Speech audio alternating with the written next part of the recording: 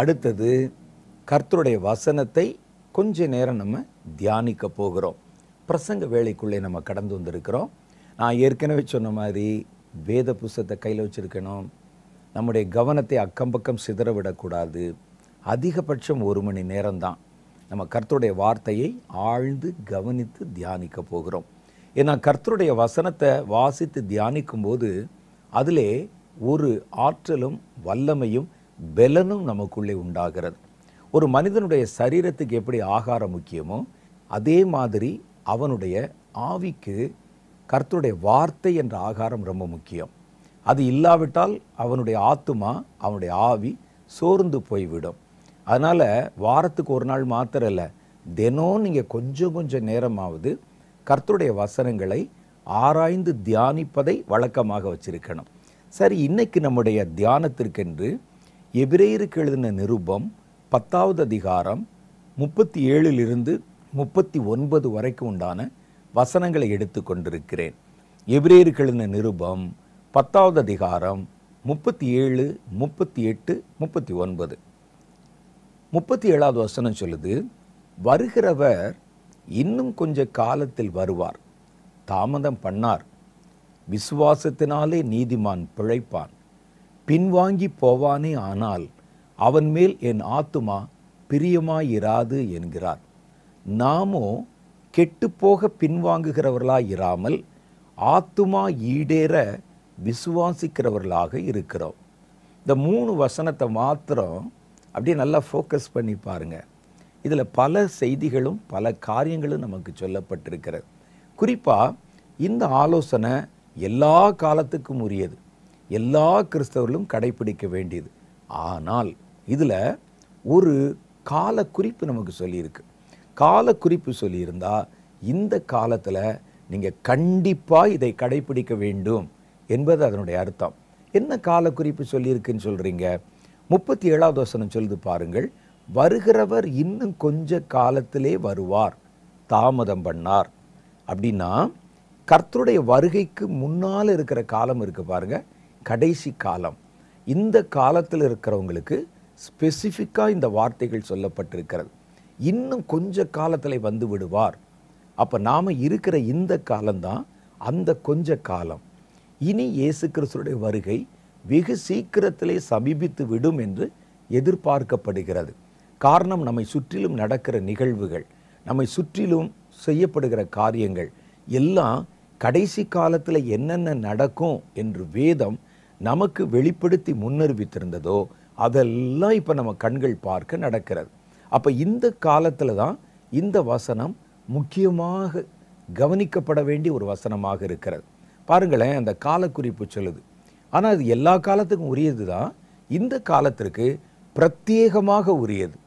அவர் சொல்கிறாரு, வருகிறவர் இன்னும் கொஞ்ச காலத்திலே வருவார். அப்படின்னா கர்த்தருடைய வருகைக்கு முன்னால் இருக்கிற கொஞ்ச காலம், கடைசி காலம். அவர் தாமதம் பண்ணார். விசுவாசத்தினாலே நீதிமான் பிழைப்பான். இதை ஏன் சொல்கிறாங்க அப்படின்னு சொன்னால், இப்போவே நீங்கள் விசுவாச வாழ்க்கைக்கு உங்களை பழக்கப்படுத்தி கொள்ளணும். விசுவாசம் என்பது உங்களுடைய வாழ்க்கையை நடத்துவதற்கும் போதுமானதாக இருக்கணும். விசுவாசத்தினாலே நீதிமான் பிழைப்பான். கடைசி காலத்தை குறித்து வேதம் சொல்லும்போது ஒரு காரியம் சொல்லுகிறது, சாத்தானுடைய கட்டுப்பாட்டில், அந்தி கிறிஸ்துவனுடைய கட்டுப்பாட்டில் இந்த உலகம் கடந்து போகும்போது அவன் எல்லாரையும் தன்னுடைய கட்டுப்பாட்டுக்குள் கொண்டு வந்து தன்னுடையவர்கள் என்று அவர்கள் மேலே ஒரு அடையாளத்தை போடுவான். அந்த அடையாளத்தை வாங்காதவங்க ஒரு பொருளை விற்கவும் முடியாது, வாங்கவும் முடியாது. வெளிப்படுத்தின விசேஷம் 13வது அதிகாரத்தின் கடைசி பகுதியில் இனி வருகிற காலங்களில் நடக்க போகிற ஒரு பயங்கரம் சொல்லப்பட்டிருக்கிறது. ஒரு பொருளை விற்கவும் முடியாது, வாங்கவும் முடியாது. அப்போ விற்காமலும் வாங்காமலும் நாம் எப்படி பிழைக்க முடியும்?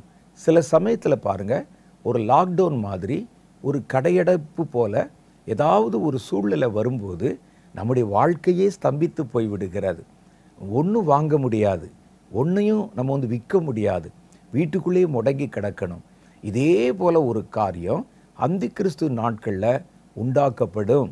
அவனுடைய முத்திரையை தரித்து, நான் உன்னை என் ராஜாவாக ஏற்றுக்கொள்ளுகிறேன், உன்னை நான் அங்கீகரித்து கொள்ளுகிறேன் அப்படின்னு அடையாளப்படுத்தப்பட்டவங்க தான் இந்த உலகத்தில் வாழ முடியும்.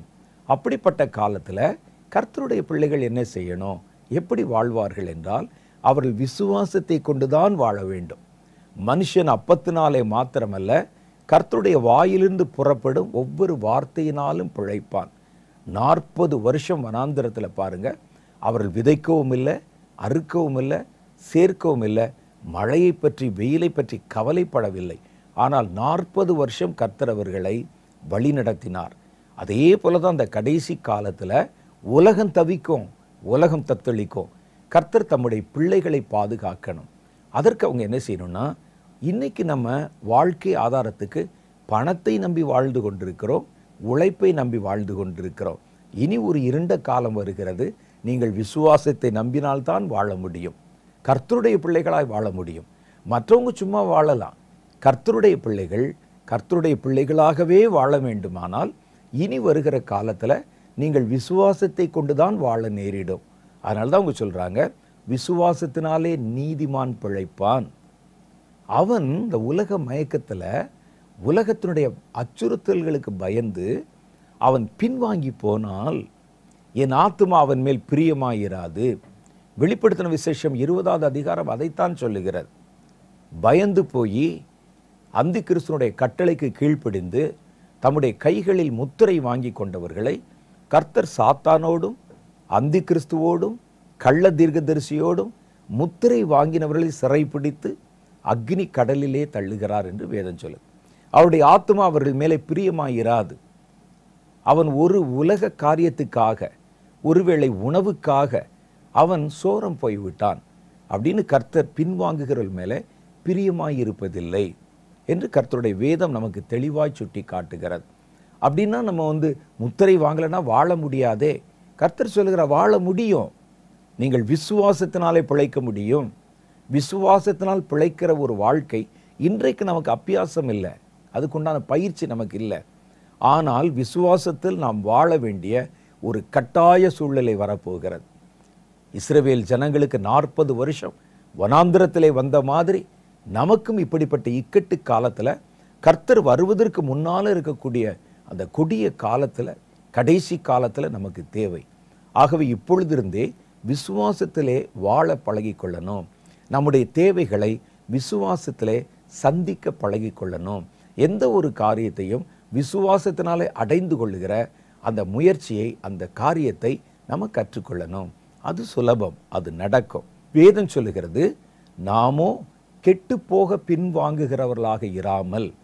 அப்போ இந்த பின்வாங்கி போகிறவங்க இருக்காங்கல்ல, அவர்கள் கெட்டு போய் விடுவார்கள். அதான் அந்த வசனம் சொல்லுது. கெட்டு போகிறவன் தான் பின்வாங்குவான். கடைசி காலத்தில் மாத்திரம் இல்லை, எந்த காலத்திலையுமே கர்த்தரை விட்டு பின்வாங்குகிறவன் கெட்டு போய் விடுவான்.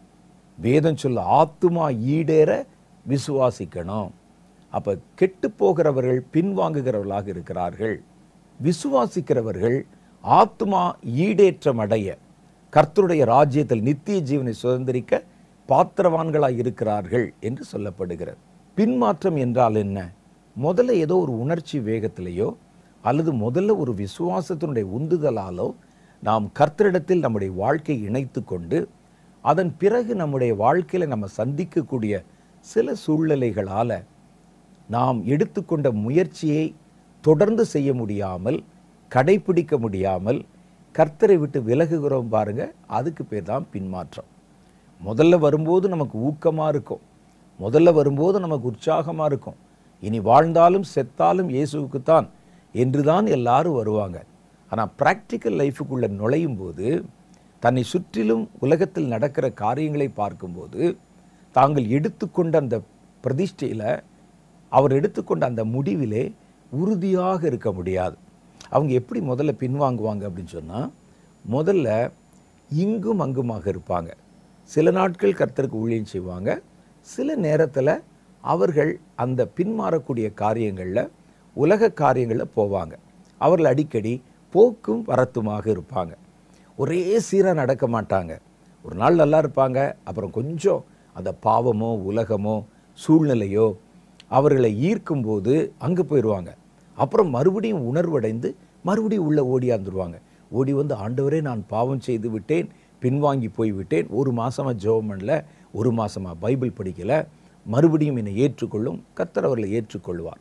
இந்த போக்கும் வரத்துமா கர்த்தரிடத்தில் ஒரு காலும் உலகத்தில் ஒரு காலமாக வைக்கிறவங்க இருக்காங்க பாருங்கள், அவங்க சீக்கிரமே முழுசாக பின்வாங்கி போயிடுவாங்க. அதான் நடைமுறை. முழுசாக பின்வாங்கிடுவாங்க.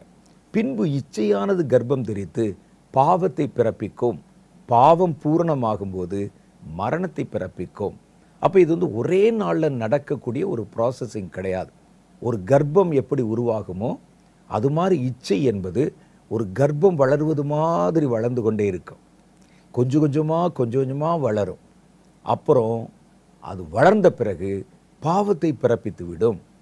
பாவம் பிறந்த உடனே அது வளர ஆரம்பிக்கும் போது இச்சையானது கர்ப்பம் தரித்து பாவத்தை பிறப்பிக்கும், பாவம் பூரணமாகும் போது, பூரணம்னா என்ன, வளர்ச்சி அடையும் போது மரணத்தை பிறப்பித்து விடும். அதான் கர்த்தருடைய வேதம் சொல்லுது. இது ஒரே நாளில் வந்துடாது. சிலர் வேண்டுமானால் ஒரே நாளில் ஒரு மாதத்தில் பின்வாங்கி போகலாம். ஆனால் நீங்கள் நல்லா குறிப்பாக பார்த்தீங்கன்னா பின்வாங்குகிறவர்களுடைய பின்மாற்றம் ஒரே நாளில் நடக்காது. போக்கும் வரத்துமாக இருப்பாங்க. ஒரு நேரம் இதில், ஒரு நேரம் அதில். கர்த்தர் சொல்லுகிறார், 2 எஜமான்களுக்கு ஊழியம் செய்ய ஒருவனாலும் கூடாது, ஒருவனை ஏற்றுக்கொண்டு மற்றவனை பகைப்பான். சில நேரத்தில் நம்ம என்ன செய்வோம், கர்த்தருக்கு சேவகம் செய்வோம். சில நேரத்தில் பார்த்திங்கன்னா நம்ம உலகத்துக்கு, உலக இச்சைகளுக்கு நம்ம சேவை செய்வோம். போக்கும் வரத்துமாக நம்ம இருப்போம். அப்படி இருந்தால் கண்டிப்பாக பின்வாங்கி போயிடுவாங்க. அதற்கு நல்ல ஒரு உதாரணம் சொல்லணும்னா யூதாஸ் காரியோத். யூதாஸ் காரியோத் பாருங்களேன், பிரதான ஆசாரியர்களோடையும் தொடர்பு வச்சுருந்தார். அதே நேரத்தில் கர்த்தருடைய ஊழியத்திலும் பங்கு வச்சுருந்தார். சீஷர்களோடையும் தங்கியிருப்பார், இயேசுவோடையும் போவார். எருசலேமுக்கு போக நேரிடும் போதெல்லாம் ஆசாரியர்களோட தொடர்பு வைத்திருப்பார். அவர் அதிகமாக சீஷர்களோட நெருங்கி பழகின மாதிரி வேதத்தில் எங்கேயும் சுட்டி காட்டப்படவில்லை. அவர் போக்கும் வரத்துமாக இருப்பார். அப்படி தேவனால புறக்கணிக்கப்பட்ட, தேவன் அருவருக்கிற மனிதர்களோ சூழ்நிலைகளோ அவைகளில் கொஞ்ச காலமும் கர்த்தரிடத்தில் கொஞ்ச காலமாக மாறி மாறி மாறி நம்முடைய வாழ்க்கை இருந்தால் கண்டிப்பாக ஒரு நாள் அது நம்மை பின்மாற்றத்துக்குள்ளே கொண்டு போய்விடும்.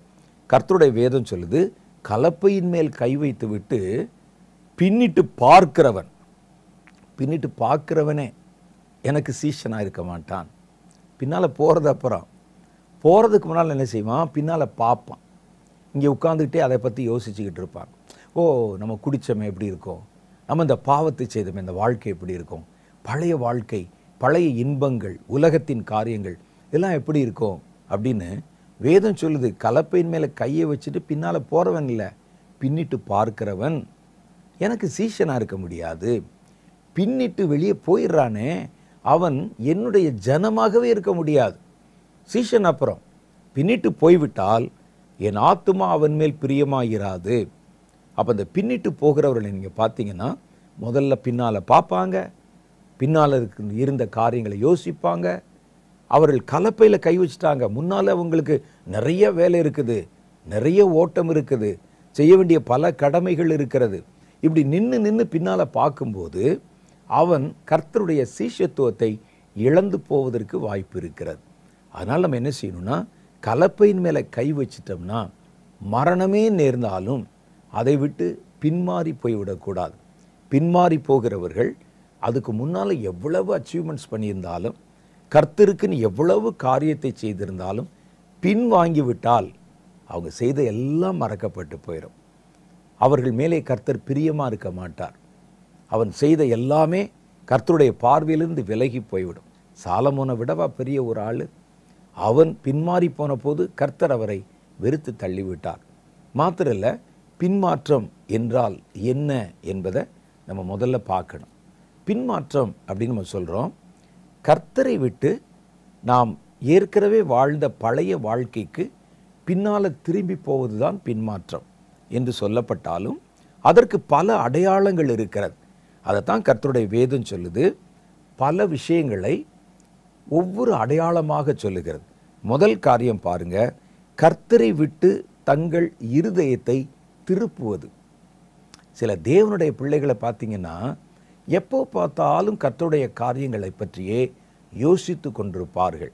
என்னுடைய வாழ்க்கையில் நான் அப்படிப்பட்டவர்களை ஊழியர்களிலும் பார்த்திருக்கிறேன், விசுவாசிகளிலும் பார்த்திருக்கிறேன். எல்லாரும் இல்லை, ஆனால் சிலர் எப்போ பார்த்தாலும் கர்த்தரை பற்றியே பேசிக்கிட்டு இருப்பாங்க, அவருடைய காரியத்தை பற்றியே கவலைப்பட்டு கொண்டிருப்பார்கள். அப்படிப்பட்டவர்கள் தேவனுக்கு பிரியமானவர்கள். ஆனால் எந்த ஒரு மனிதன் தன் இருதயத்தை கர்த்தரை விட்டு திருப்பி விட்டால், அவருடைய இருதயம் கர்த்தரிடத்தில் எப்போதும் பொருந்தி இருக்கணும். நம்முடைய இருதயம் கர்த்தரோடு எப்பொழுதும் பொருந்தி இருக்க வேண்டும் என்பதற்கு தான் பரலோகத்தில் வாசம் செய்த தேவன் மனிதர்களுக்கு நடுவிலே வாசம் பண்ண ஆரம்பித்தார். மனிதர்களுக்கு நடுவிலே வாசம் பண்ணின தேவன் நமக்குள்ளே வாசம் பண்ண ஆரம்பித்தார். ஒவ்வொரு இண்டிவிஜுவல் மனிதனுக்குள்ளும் அவர் வாசம் பண்ண ஆரம்பித்தார். அப்போ அந்த இணைப்பு ரொம்ப சமீபம். அந்த தொடுதலை, அவருடைய பிரசன்னத்தை, அவருடைய அந்யோன்யத்தை உணர்வது இந்த காலத்தில் நமக்கு ரொம்ப சுலபம். அப்போ நம்முடைய இருதயம் அவர் மேலே பற்றாயிருக்கணும், நம்முடைய இருதயம் அவரிடத்திலே பொருந்தி இருக்கணும். நம்முடைய இருதயத்தை கர்த்தரை விட்டு திருப்பினால் நம்ம கண்டிப்பாக பின்வாங்கி போய்விடுவோம். ஒரு பெரிய கப்பலை, ஒரு பெரிய படகை ஒரு சின்ன சுக்கான் அது எப்படி திருப்பிடுமோ, அதே மாதிரி இந்த இருதயம், மகா கேடுள்ள இருதயம் திரும்பிச்சுன்னா அது எந்த திசையில் திரும்புதோ அந்த திசையை நோக்கி உங்களுடைய வாழ்க்கை பயணப்பட ஆரம்பித்து விடும். கர்த்தரிடத்திலே அது திரும்பினால் கர்த்தரை நோக்கி பயணப்படும். உலகத்தை நோக்கி திரும்பினால் உலகத்தை நோக்கி பயணப்படும். நீங்கள் உலகத்தையும் கர்த்தரையும் மாறி மாறினா அந்த படகு காற்றிலே அலையுண்டு ஓடுகிற படகை போல இங்கிருந்து ஒரு, அங்கிருந்து ஒரு வழி, அங்கிருந்து ஒரு வழி என்று சொல்லி குடிகாரன் ரோட்டில் தள்ளாடுற மாதிரி தள்ளாட ஆரம்பிச்சிடும். நம்முடைய ஓட்டம் சீராக இருக்கணும் அப்படின்னா நம்முடைய இருதயம் கர்த்தரிடத்தில் எப்பொழுதும் பொருந்தி இருக்கணும். அதுதான் நம்முடைய இலக்கு. தேவனை சென்றடைவது தான் நம்முடைய இலக்கு. நம்மை தேவனிடத்தில் கொண்டு போய் சேர்க்கத்தான் தேவனுடைய திரித்துவத்தில் ஒருவராகிய பரிசுத்த ஆவியானவர் நம்மை அழைத்து கொண்டு போக நம்ம கூட இருக்கிறாரு. நம்ம காலம் முடிகிற வரைக்கும் நம்ம கூடவே இருந்து நம்மை அப்படியே அழைத்து கொண்டு போய் பரலோகத்திலே கர்த்தரிடத்தில் சேர்க்கிறதுக்காக. அப்போ நம்முடைய இருதயம் தேவனிடத்தில் எப்பொழுதும் பொருந்தி இருக்க வேண்டும். 1 ராஜாக்களின் புஸ்தகம் 11வது அதிகாரம் 9வது வசனம் சொல்லுது, கர்த்தரை விட்டு நம்முடைய இருதயத்தை திருப்பினால் நாம் பின்வாங்கி போகிறவர்களாக இருப்போம். அவர் அங்கே சொல்கிறாரு, ஆகையால் இஸ்ரவேலின் தேவனாகிய கர்த்தர் சாலமோனுக்கு 2 விசை தரிசனமாகி அந்நிய தேவர்களை பின்பற்ற வேண்டாம் என்று கட்டளையிட்டிருந்தும் அவன் கர்த்தரை விட்டு தன் இருதயத்தை திருப்பி. ஆண்டவர் சொன்னார், நீ எவ்வளோ பெரிய ஞானி, எவ்வளோ பெரிய திறமைசாலி, உலகத்தில் யாருமே கட்ட முடியாத இவ்வளோ பெரிய கட்டிடக்கலை வல்லுநர்களே ஆச்சரியப்படுற மாதிரி ஒரு தேவாலயத்தை இந்த உலகத்தில் கட்டினவன், நீ இந்த ஒரு சாதாரண காரியத்தில் போய் விக்கிரகங்களை ஆராதிக்க போய் நின்று கொண்டிருக்கிறாயே. பிரசங்கின் புஸ்தகத்தில் எவ்வளவு காரியம் சொன்ன, நீதிமொழியின் புஸ்தகத்தில் எவ்வளவு நீதி சொன்ன, மற்றவர்களுக்கு கற்பித்த நீ உனக்கு கற்பித்துக் கொள்ள வேண்டாமா அப்படின்னு கர்த்தர் 2 தடவை எச்சரித்தார். நீ விக்கிரகங்களுக்கு முன்னால் போய் நிற்கிற, விக்கிரக ஆராதனைக்குள்ளே போகிற என்று 2 முறை எச்சரித்திருந்தும் அந்த எச்சரிப்பிலே தன்னுடைய இருதயத்தை பொருத்தி கொள்ளாமல் சாலமன் கர்த்தரை விட்டு தன் இருதயத்தை திருப்பினான். அப்போ இருதயத்தை கர்த்தரை விட்டு திருப்புவதற்கு பேர் தான் பின்மாற்றம். அடுத்து 2வது காரியம், இருதயத்தை திருப்பிட்டாலே கர்த்தர் நமக்கு கற்பித்தவைகள், கர்த்தர் நமக்கு கட்டளிட்டவைகளை விட்டு நம்ம திரும்பிடுவோம். அதுதான் கர்த்தருடைய வேதம் சொல்லுது. 2வது பாருங்கள், கர்த்தருடைய கற்பனைகளை கை கொள்ளாமல் போவது. கர்த்தர் நமக்கென்று விதித்த, கர்த்தர் நமக்கென்று நியமித்த கற்பனைகளை விட்டு விலகி போவது கூட பின்மாற்றத்தை தான் குறிக்கும். அதான் வேதம் சொல்லுது. 1 ராஜாக்களின் புஸ்தகம் 9:5 தொடர்ந்து வாசித்து பாருங்க. நீங்களும் உங்கள் பிள்ளைகளும் என்னை விட்டு பின்வாங்கி நான் உங்களுக்கு முன் வைத்த என் கற்பனைகளையும் என் கட்டளைகளையும் கை கொள்ளாமல் போய் வேறே தேவர்களை சேவித்து அவைகளை பணிந்து கொள்வீர்களானால் நான் இஸ்ரவேலுக்கு கொடுத்த தேசத்திலே அவர்களை வைக்காதபடிக்கு நிர்மூலமாக்கி என் நாமம் விளங்க நான் பரிசுத்தமாக்கின இந்த ஆலயத்தை என் சமூகத்தை விட்டு தள்ளுவேன். அப்பொழுது இஸ்ரவேல் சகல ஜனங்களுக்குள்ளும் பழமொழியாகவும் வசை சொல்லாகவும் இருக்கும் கர்த்தர் சொன்னார். பாருங்க, ஒருத்தன் பின்வாங்கிட்டு போயிட்டா கர்த்தர் எதை பின்மாற்றம் என்று சொல்லுகிறார்? நான் உங்களுக்கு கடைபிடிக்கும்படிக்கும் நீங்கள் நடக்கும்படிக்கும் சில கற்பனைகளை கட்டளையிட்டேன். அந்த கற்பனைகளை கை கொள்ளாவிட்டால் நீ எவ்வளவு பெரிய காரியம் செஞ்சிருந்தாலும், நீங்கள் எவ்வளவு உயர்ந்த காரியங்களை செய்திருந்தாலும் அவைகள் நான் நினைக்கவே மாட்டேன். எருசலேம் தேவாலயத்தை விடவா நம்முடைய ஊழியங்கள் பெருசு? சிலர் நினைப்பாங்க, நான் இவ்வளோ பெரிய கட்டடத்தை கட்டிட்டேன், இவ்வளோ பெரிய சர்ச்சு எனக்கு இருக்குது, நான் பின்வாங்கி போனால் அதற்காக கர்த்தர் எல்லாவற்றையும் நிர்மூலமாக்கிடுவாரா நீங்கள் நினைப்பீங்க. அப்படி வரும்போது நீங்கள் ஒன்றை ஞாபகத்தில் வச்சுக்கோங்க. சாலமோன் கட்டின தேவாலயம், சாலமோன் கட்டின தேவாலயம் அந்த நாட்களில் உலகத்தில் அவ்வளவு பிரசித்தி பெற்ற ஒரு கட்டடம் இல்லை. இப்பொழுது கூட அந்த தேவாலயத்தினுடைய இடிபாடுகள் இருக்குது, மிச்சமான பகுதிகள் இருக்குது. நான் பலமுறை பார்த்திருக்கிறேன். அதனுடைய கற்களுடைய பிரம்மாண்டம் கற்பனையே பண்ண முடியாது நமக்கு. அந்த அளவுக்கு அந்த கட்டடம் அவ்வளவு இருந்து ஒரு மனிதனுடைய தப்பிதத்தினாலே, ஒரு பின்மாற்றத்தினாலே அவனுடைய நற்கிரியைகள் எவ்வளவு விசேஷம், எவ்வளவு விலையேற பெற்றது. அப்படி இருந்தாலும் கர்த்தர் ஒரு நிமிஷத்திலே ஒன்றுமில்லாமல் மாற்றிடுவார். அந்த கூடாரங்கள் இடிந்து போகும். அந்த ஆலயமாக தான் கர்த்தர் சொல்கிறார். அதை பார்த்துட்டு அநேகர் வசை சொல்லுவாங்க, பழி சொல்லுவாங்க. பாருங்கள், சாலமோன் பெரிய மன்னன் தான், ஞானம் உள்ளவன் தான், பழமொழி சொன்னவன் தான், உபதேசித்தவன் தான். ஆனால் கர்த்தருக்கு கீழ்ப்படியாமல் கற்பனை விட்டு வழி விலகின போது அவன் கட்டினதை கர்த்தர் மண்மேடாக்கி விட்டார். அந்த வழியில் போகிறவங்க தங்களுடைய தலைகளை துலுக்கி அப்படியே தலை ஒரு மாதிரி சிலுப்பி, இந்த மண்மேட்டை பார்த்தியா என்று சாலமோனுடைய பின்மாற்றத்தை நினைவு கூறுவார்கள் என்று கர்த்தர் சொன்னார். அப்போ பின்மாறி போனால் கர்த்தருடைய ஆத்துமா நம்ம மேலே பிரியமாக இருக்காது. பின்மாற்றம் என்பது நம்முடைய இருதயத்தை தேவனை விட்டு திருப்புவது. ரெண்டாவது, கர்த்தர் நமக்கு கொடுத்த கட்டளைகளையும் கற்பனைகளையும் கை கொள்ளாமல் போவது. மூணாவது காரியம் பாருங்களேன், விக்கிரகங்கள் மேல் நம்பிக்கை வைத்து கர்த்தர் மேல் வைத்திருக்கிற நம்பிக்கையை இழப்பது அல்லது திருப்புவது. இப்போ பாருங்க, கர்த்தர் தான் தெய்வம், கர்த்தர் தான் உண்மையானவர் என்பதை ஒவ்வொரு முறையும் வாழ்க்கையில் ருசித்து பார்த்துவிட்டு ஒரு விக்கிரகத்துக்கு முன்னால் போய் நிற்கிற சாலமோனை பார்க்கிறோம். இந்த ரெண்டையும் நீங்கள் யோசிச்சு பார்த்தீங்கன்னா ரொம்ப ஆச்சரியமாக இருக்கும். சாலமோன் ஒரு பெரிய தேவாலயத்தை கட்டி எல்லா ஆசாரியர்களையும் அங்கே அழைத்து வந்து தேவனுக்கு சர்வாங்க தகன பலிகள் செலுத்தி ராஜாவே அங்கே நின்று ஜெபத்தை ஆரம்பித்த போது பரலோகத்தினுடைய மகிமை, ஷெக்கினா மகிமை ஒரு மேகம் மாதிரி இறங்கி அந்த இடம் முழுசையும் மூடிச்சான். ஆசாரியர்கள் வேலை செய்ய முடியல, என் பக்கத்தில் என்ன இருக்குன்னு தெரியல. ஒரு கனமான மிஸ்டு மாதிரி தேவனுடைய வல்லமை, பரலோகத்தில் உலாவுகிற ஷெக்கினாவின் மகிமை தேவாலயத்தை நிரப்பிற்று என்று வேதம் சொல்லுகிறது. அப்படிப்பட்ட ஒருவன் கர்த்தர் இரவிலே தரிசனமாகி சாலமோனிடத்தில் கேட்கிறார், உனக்கு என்ன வேணும்? அவன் சொல்லுகிறான், சமஸ்த இஸ்ரவேலர்களையும் நான் ஆளுமை செய்வதற்காக எனக்கு விசேஷித்த ஞானத்தை தாரும் என்றான். கர்த்தர் அவனுக்கு விசேஷித்த ஞானத்தை கொடுத்தார். எப்படி அப்படின்னு கேட்டால், அவருடைய ஸ்பீச்சை கேட்கறதுக்கு, அவர் ஞானமாய் பேசுகிற வார்த்தைகளை கேட்பதற்கு பல தேசத்திலிருந்து ஜனங்கள் வருவாங்க. அப்போ அரண்மனையினுடைய உப்பருகையிலே சாலமோன் ஒரு பெரிய சீட்டு ஒன்று போட்டு தினம் ஜனங்களை சந்திப்பதை வழக்கமாய் வைத்திருந்தார். அங்கே வந்து உட்கார்ந்து சில ஆலோசனைகளை, அவருடைய ஞானம் நிறைந்த வார்த்தைகளை ஜனங்களுக்கு ஆலோசனையாக, படிப்பினையாக ஒரு கற்பிப்பதை போல சொல்லுவார். அவர் எழுதினதுதான் நீதிமொழி. நீதிமொழியில் சொல்லப்படாததே இல்லை. நாம் பயன்படுத்துகிற நீதிமொழி எங்கோ இருந்து எடுத்த கொஞ்சம்தான். ஆனால் சாலமோன் ராஜா சுவத்தில் படுகிற பாசிலிருந்து வானத்தில் பறக்கிற கழுகு வரைக்கும் எல்லாவற்றை பற்றியும் நீதிமொழியிலே சொல்லியிருக்கிறாருன்னு வசனம் சொல்லுது. அப்போ அவ்வளோ ஞானம் உள்ள ஒரு மனிதன், ஜெபித்த போது பரலோகத்தினுடைய மகிமை இறங்கி வந்த ஒரு மனிதன், கர்த்தருக்குன்னு ஒரு பெரிய சாதனை.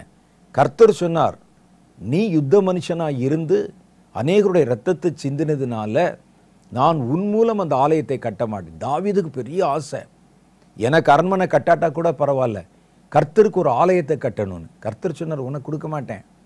நீ உன்னுடைய கையில் இரத்தம் இருக்குது, உன் மகன் உன் கர்ப்ப பிறப்பாகிய சாலமோன் அதை கட்டுவான் என்று கர்த்தர் சொன்னார். அப்படி இந்த அழைப்பை, ராஜரீக அழைப்பை பெற்றவர், ஞானத்தை பெற்றவர், கர்த்தருடைய மகிமை இறங்கி வரும்படிக்கு ஜெபித்தவர். அப்படிப்பட்ட ஆளு இன்னைக்கு விக்கிரகத்துக்கு நடுவில் மணி ஆட்டிக்கிட்டு அதுக்கு ஆராதனை தீபாராதனை காட்டிக்கொண்டு அங்கே பலி செலுத்தி கொண்டு அதில் கொடுக்கப்படுகிற காரியங்களை உடம்பெல்லாம் பல கீறல்களை போட்டுக்கொண்டு இரத்தத்தை பூசிக்கொண்டு கற்பனையே பண்ண முடியவில்லை. அதான் வேதம் சொல்லுது. விக்கிரகங்கள் மேல் நம்பிக்கை வைத்து அவைகளை பார்த்து நீ விழி, நீ என்னை பெற்றாய் என்று சொல்லுகிறவர்களுக்கு ஐயோன்னு போட்டிருக்கு. அந்த ஒரு கல்லை பார்த்து, ஒரு மரத்தை பார்த்து நீ என்னை பெற்றாய் என்று சொல்லுகிறவனுக்கு ஐயோன்னு போட்டிருக்கு. விக்கிரகங்கள் என்றால் வெறும் விக்கிரகம் மாத்திரமல்ல, நம்முடைய நம்பிக்கையை நீங்கள் கர்த்தரிடத்திலிருந்து திருப்பி வேற எதன் மேலே வச்சாலும் அது பேர் விக்கிரகம்தான். பொருளாசை என்ற விக்கிரக பாவம் என்று வேதம் நமக்கு சொல்லுகிறது. உலகத்து மேலே நீங்கள் ஆசை வச்சு அதன் பின்னால் உங்களுடைய நம்பிக்கையை வச்சிங்கன்னா கூட அது விக்கிரக ஆராதனை தான். விக்கிரகம்னா வெறும் கல்லுலையும் மரத்திலையும் வடித்து வைத்த சிற்பங்களை மாத்திரம் குறிக்கல, நம்பிக்கை. வேதம் சொல்லுது விக்கிரக ஆராதனைக்காரராகிய பொருளாசைக்காரர். அப்போ பொருளாசைக்காரர் பொருள் மேலே நம்பிக்கையும் ஆசையும் வைக்கிறான் பாருங்க, அது விக்கிரக ஆராதனை. அப்போ இந்த விக்கிரக ஆராதனை பற்றி சொன்னால் நிறைய சொல்லலாம். குறிப்பாக நாம் தெரிந்து கொள்வதற்கு கர்த்தர் மேல் வைத்திருக்கிற நம்பிக்கையை நீங்கள் வேறு எது மேலே திருப்பினாலும் அதுக்கு பேர் விக்கிரக ஆராதனை. 1 ராஜாக்களின் புஸ்தகம் 11வது அதிகாரம் 4, 5 ஆகிய வசனங்களில் வாசித்து பார்ப்பீர்களானால், சாலமோன் மன்னர் அவ்வளோ பெரிய ராஜா, கரை கண்ட ஞானி, கர்த்தருக்கு நெருக்கமானவன், தேவாலயத்தை கட்டினவன். அவருடைய நிலைமை நம்ம இங்கே பார்க்குறோம். சாலமோனுக்கு வயது சென்ற போது அவனுடைய மனைவிகள் அவன் இருதயத்தை அந்நிய தேவர்களை பின்பற்றும்படி சாய பண்ணினார்கள். கர்த்தருடைய வேதம் சொல்லுது, அந்நிய நுகத்தில் அவிசுவாசியோட பிணைக்கப்படாதிருப்பாயாக என்று சொல்லியிருக்கு. சாலமோன் செய்த பாவத்தில் மிக முக்கியமானது என்னென்னா, விக்கிரக ஆராதனை செய்கிற புறவினத்தைச் சேர்ந்த பல பெண்களை திருமணம் செய்திருந்தார். அதில் நிறைய ஆசாரியர்களுடைய பிள்ளைகள் அங்கே இருந்தாங்க. ஆசாரியர்கள்லாம் யார்? விக்கிரகங்களை ஆராதனை செய்கிற பூசாரிகள். இதே பாவத்தை தான் ஆகாப் செய்தார். அவர் அந்நிய தேசத்தில் அந்நிய விக்கிரகங்களுக்கு பூசாரியாக இருந்த பாகால் கோயில் பூசாரியினுடைய மகளாகிய ஏசபேலை திருமணம் செய்தார். அவள் முழுவதும் அவனுடைய இருதயத்தை திரும்ப பண்ணி தன்னுடைய கட்டுப்பாட்டுக்குள்ளே வைத்து கொண்டாள் ஏசபேல். அதே மாதிரி சாலமனுக்கு வயசான போது அவர் கூட்டிகிட்டு வந்தார் பாருங்க, அந்த மனைவிகள் மறுமனையாட்டிகள் அவனுடைய இருதயத்தை மெல்ல விக்கிரகங்கள் பின்னால் சாய பண்ணாங்க. அவர்கிட்ட பேசி, கர்த்தருக்கு அவ்வளோ பெரிய ஆலயம் கட்டியிருக்கீங்களே, நாங்கள் ஆராதனை செய்கிற எங்களுடைய தேவர்களுக்கும் இந்த விக்கிரகங்களுக்கும் நீங்கள் கோயில் கட்டி கொடுக்கணும்னு சொன்னோம். எருசலேம் தேவாலயம் இருந்த இடத்துக்கு நேர் எதிரே இருக்கிற மலையில் விக்கிரக கோயில்களை கட்டி அதில் போய் அவன் அதை பிரதிஷ்டை பண்ணி அவைகளின் பின்னால் அவைகள் மேல் தான் நம்பிக்கையை திருப்புகிறதை நம்ம பார்க்குறோம். சாலமோன் வயது சென்ற போது அவனுடைய மனைவிகள் அவன் இருதயத்தை அந்நிய தேவர்களை பின்பற்றும்படி சாய பண்ணினார்கள். அதனால் அவனுடைய இருதயம் அவன் தகப்பனாகிய தாவீதின் இருதயத்தை போல தன் தேவனாகிய கர்த்தரோடே உத்தமமாயிருக்கவில்லை. 5வது வசனம் சொல்லுது, சாலமன் சீதியோனியரின் தேவியாகிய அஸ்தரோத்தையும், பாருங்க இருக்கிற கொடுமை, சீதியோனியரின் தேசத்தில் தேவியாக கருதப்பட்ட அஸ்தரோத்தையும் அம்மோனியரின் அருவருப்பாகிய மில்கோமையும் பின்பற்றினான். அதான் பெருசு, பின்பற்றினான். அதில் அவங்க நியமித்திருக்கிற நியமங்கள், அவருடைய ஆராதனை முறைமைகள், அங்கே சொல்லப்பட்டிருக்கிற அவங்க எழுதி வச்சிருக்கிற சில கட்டளைகள், சட்டங்கள் போன்றவைகளை சாலமன் பின்பற்றினாராம். நமக்கு இதை கற்பனை பண்ண முடியலை, ஜீரணித்து கொள்ள முடியலை. ஆனால் அது நடந்தது. அதுக்கு பேர் தான் பின்மாற்றம். ரொம்ப கவனமாக இருக்கணும்.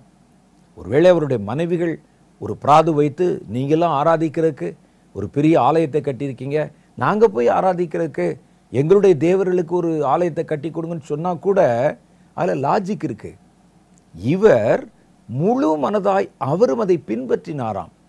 அவங்க சொல்கிற மாதிரி நடவடிக்கை, காவடி எடுக்கிறது, அது இதுன்னு அவங்க என்னென்ன வச்சுருந்தாங்களோ, நெருப்பு வைத்து அந்த நெருப்பை கடக்க பண்ணுவாங்க, பிள்ளைகளை நரபலி கொடுப்பாங்க, தன்னுடைய சரீரத்தில் அலகு குத்தி கொள்ளுவார்கள்.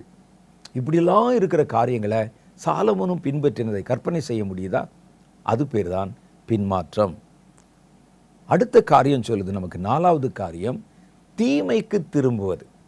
கர்த்தரை ஒருவன் பின்பற்றி விட்டால் அவன் நன்மை செய்கிறவனாகவும் நன்மையை பின்பற்றுகிறவனாகவும் இருப்பான்.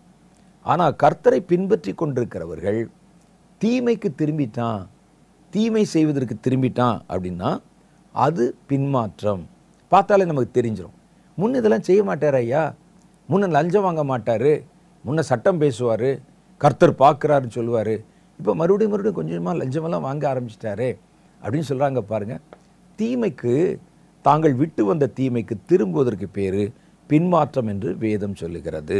சங்கீத புஸ்தகம் 125:5 பாருங்கள், நீங்கள் கோணலான வழிகளுக்கு சாய்கிறவர்களை கர்த்தர் அக்கிரமக்காரரோட போக பண்ணுவார், இஸ்ரவேலுக்கோ சமாதானம் உண்டு. தீமைக்கு திரும்பி கோணலான வழிகளுக்கு திரும்பி போவாங்க, அதற்கு பேர் பின்மாற்றம். 5வது காரியம் சொல்லுது பாருங்க, அவர் அன்பை விட்டு விலகுவது. கர்த்தருக்கு நம்ம என்ன செய்தாலும் நல்ல மனசில் வச்சுக்கோங்க, கர்த்தர் மேல் வைத்திருக்கிற அன்பினால தான் செய்யணும். கர்த்தருக்கு ஊழியம் செய்கிறதுனால பாதுகாப்பு கிடைக்கும், கர்த்தருக்கு ஊழியம் செய்கிறதுனால பணம் கிடைக்கும், கர்த்தருக்கு ஊழியம் செய்கிறதுனால நமக்கு நல்ல ஒரு பேர் கிடைக்கும். இது எல்லாமே தப்பான அணுகுமுறை. நாம் கர்த்தருக்குன்னு ஒரு காரியத்தை செய்தால் அல்லது கர்த்தரை ஏற்றுக்கொண்டால் முதல்ல கர்த்தரிடத்தில் அன்பு கூறணும். எதை செய்தாலும் அன்பினாலே செய்யணும். கர்த்தருக்கு, கர்த்தருடைய காரியத்தில் கர்த்தர் மேல் வைத்திருக்கிற அன்பில்லாமல் செய்யப்படுகிற எந்த காரியமும் அங்கீகாரம் பெறாது என்பதுதான் உண்மை. ஒரு தகப்பனுக்கு பிள்ளை ஊழியம் செய்கிறது மாதிரி செய்யணும். சிலர் பாருங்க பயத்தில் செய்வாங்க. ஐயோ நரகத்துக்கு போயிடுவோமே, சரி வா எப்படியோ போயிடுவோம். அதெல்லாம் 2ஆம் கட்ட விசுவாசம். நம்ம செய்கிறது நரகத்தின் மேல் இருக்கிற பயத்தில் கூட இல்லை, கர்த்தர் மேல் இருக்கிற அன்பில் செய்யணும். ஒரு முறை சாது சுந்தர் சிங்கிடத்திலே சாத்தான் நேராக வந்து நின்று பேசினான். அவன் என்ன சொன்னான் அப்படின்னா, உலகத்தில் நீ பாரு, ரட்சிக்கப்படுறவங்க எவ்வளோ பேர் இருக்காங்க, விரல் விட்டு எண்ணி விடலாம். கிறிஸ்தவர்கள் எவ்வளோ பேர் இருக்காங்க, கொஞ்சமாக இருக்கிறாங்க. அதிலும் ரட்சிக்கப்பட்டவங்க எவ்வளோ பேர் இருக்காங்க, ரொம்ப கொஞ்சமாக இருக்கிறாங்க. அதுலேயும் கர்த்தரிடத்தில் பற்றுதலாக இருக்கிறவங்க எவ்வளோ பேர் இருக்கிறாங்க, விரல் விட்டு எண்ணிடலாம். ஆனால் அது போக மீதி இருக்கிற எல்லாருமே என் பக்கத்தில் இருக்கிறாங்க. அப்போ நான் தானே வின்னர். ஒருவேளை நீ பரலோகத்துக்கு போகும்போது அங்கே நான் சிங்காசனத்தில் உட்கார்ந்துருந்தா நீ என்ன செய்வ? அல்லது பாதாளத்துக்குள்ளே நீ போகும்போது பைபிளை போட்டிருக்க படிக்கிற, அதை நம்புகிற, அவ்வளோதானே. ஒருவேளை நீ பாதாளத்துக்கு போகும்போது இயேசுவும் பாதாளத்துக்கு போயிருந்தா நீ என்ன செய்வ அப்படின்னு அவருடைய மனதிலே ஒரு குறுக்கு கேள்வியை போட்டான். சாது சுந்தர் சிங் யோசிக்கவே இல்லை. அவர் சொன்னார், இயேசு எங்கே இருக்கிறாரோ அதுதான் எனக்கு பரலோகம். அவர் நரகத்தில் இருந்தாலும் அதான் எனக்கு பரலோகம். என்னை பொறுத்தளவில் இயேசுதான் பரலோகம். அவர் எங்கே இருந்தாலும் எனக்கு என்ன, நான் அவரை பரலோகத்தை கொடுப்பாருங்கிறதும் வரல, நரகத்தில் தள்ளிடுவாருங்கிற பயத்திலையும் வரல. இயேசுவை இயேசுக்காகவே பின்பற்றுகிறேன். அவர் வாழ்விலும் தாழ்விலும் எங்கே அவர் நிற்கிறாரோ அங்கே நான் அவரோட கூட இருப்பேன். ஏனென்றால் நான் பின்பற்றுவது, ஊழியம் செய்வது எல்லாமே அவர் மேலே நான் கொண்டிருக்கிற அன்பினால தான் என்று அவர் சொன்னார். அதுக்கு பிறகு சாத்தான் இந்த மாதிரி வார்த்தை அவர்கிட்ட பேசுவதே இல்லையாம். ஏனென்றால் கேட்க மாட்டார் அப்படின்னு தெரியும். அதே மாதிரி தான் இன்றைக்கி பாருங்கள், நாம் ஏதோ ஒரு லாபத்திற்காக, அது ஒருவேளை உலக லாபமாக இருக்கலாம் அல்லது ஆவிக்குரிய லாபமாக இருக்கலாம், ஏதோ ஒரு லாபத்திற்காக நாம் கர்த்தரை பின்பற்றுகிறவர்களாக இருக்கிறோம். சீஷர்கள் வாய்விட்டே கேட்டாங்களே, எல்லாவற்றையும் விட்டு உம்மை பின்பற்றினோமே எங்களுக்கு என்ன கிடைக்கும்னு. அவங்க கேட்டுட்டாங்க, நம்ம கேட்கறது இல்லை. நமக்கு என்ன கிடைக்கும்? சிலருக்கு நம்ம சொல்லணும், பரலோகத்தில் போனால் தெருவெல்லாம் தங்கமாக இருக்கும், உங்களுடைய வீடு தங்கமாக இருக்கும், நீங்கள் படுக்கிற கட்டில் தங்கமாக இருக்கும், அங்கே பார்த்தீங்கன்னா சந்தோஷமாக இருக்கும், நிறைய சாப்பாடு கிடைக்கும், எந்த குறையும் இருக்காது அப்படின்னு சொல்ல. ஓ அப்படியா அப்படின்னு பரலோகத்தின் மேல் கொண்ட ஆசையினாலே இயேசுவை பின்பற்றுவங்க இருக்காங்க. நரகத்தின் மேல் இருக்கிற பயத்திலே பின்பற்றுவங்க இருக்கிறாங்க. அது எல்லாம் 2ஆம் கட்டம்தான். அதில் ஆரோக்கியமான விசுவாசம் என்றால் என்னன்னு கேட்டால், கிறிஸ்துவிடத்தில் அன்பு கூர்ந்து செயல்படுவது. வேதத்திலே சொல்லப்படுகிறது பாருங்க, வெளிப்படுத்தின விசேஷம் 2வது அதிகாரம் 4, 5 ஆகிய வசனங்கள். ஒரு சபையே இப்படி இருந்திருக்குது. என்ன செய்கிறாங்க? ஆனாலும் நீ ஆதியிலே கொண்டிருந்த அன்பை விட்டாய் என்று உன் பேரில் எனக்கு குறை உண்டு. ஆகையால் நீ இன்ன நிலையிலிருந்து விழுந்தாய். கர்த்தர் விழுந்தாயினே கன்ஃபார்ம் பண்ணிட்டார். விழுதல் என்பதும் பின்மாறி போவது என்பதும் ஒன்னே தான். விழுந்தாய் என்பதை நினைத்து மனம் திரும்பி கர்த்தருடைய அன்பை விட்டு ஒருவன் பிரிந்து விட்டாலே அவன் விழுந்து விட்டான் என்பதுதான் பொருள். மனம் திரும்பி ஆதியிலே செய்த கிரியைகளை செய்வாயாக. ஏன் இப்போ அந்த சபை என்ன கிரியும் செய்யலையா? இப்போ கிரியை செய்யுது. அந்த சபை நடந்துகிட்டு இருக்கு. நடந்துகிட்டு இருக்கிற சபைக்குத்தான் கர்த்தர் இந்த வார்த்தைகளை எழுதி அனுப்புகிறார். அவங்க கிரியை செய்யலையா? கிரியை செய்கிறாங்க. ஆனால் இந்த கிரியையில் கடமைக்கு செய்கிறதான் இருக்க ஒழிய அன்பினால் செய்கிறது இல்லை. அதனால் கர்த்தர் சொல்கிறாரு, இது வேண்டாம். நீ ஆரம்பத்தில் எப்படி அன்பினால் எனக்கு கிரியை செய்தையோ அந்த கிரியைகளை நீ செய்யணும் அப்படின்னு கர்த்தர் அவர்களுக்கு வலியுறுத்தி சொல்லுகிறதை பார்க்கிறோம். 6வது காரியம் பாருங்க.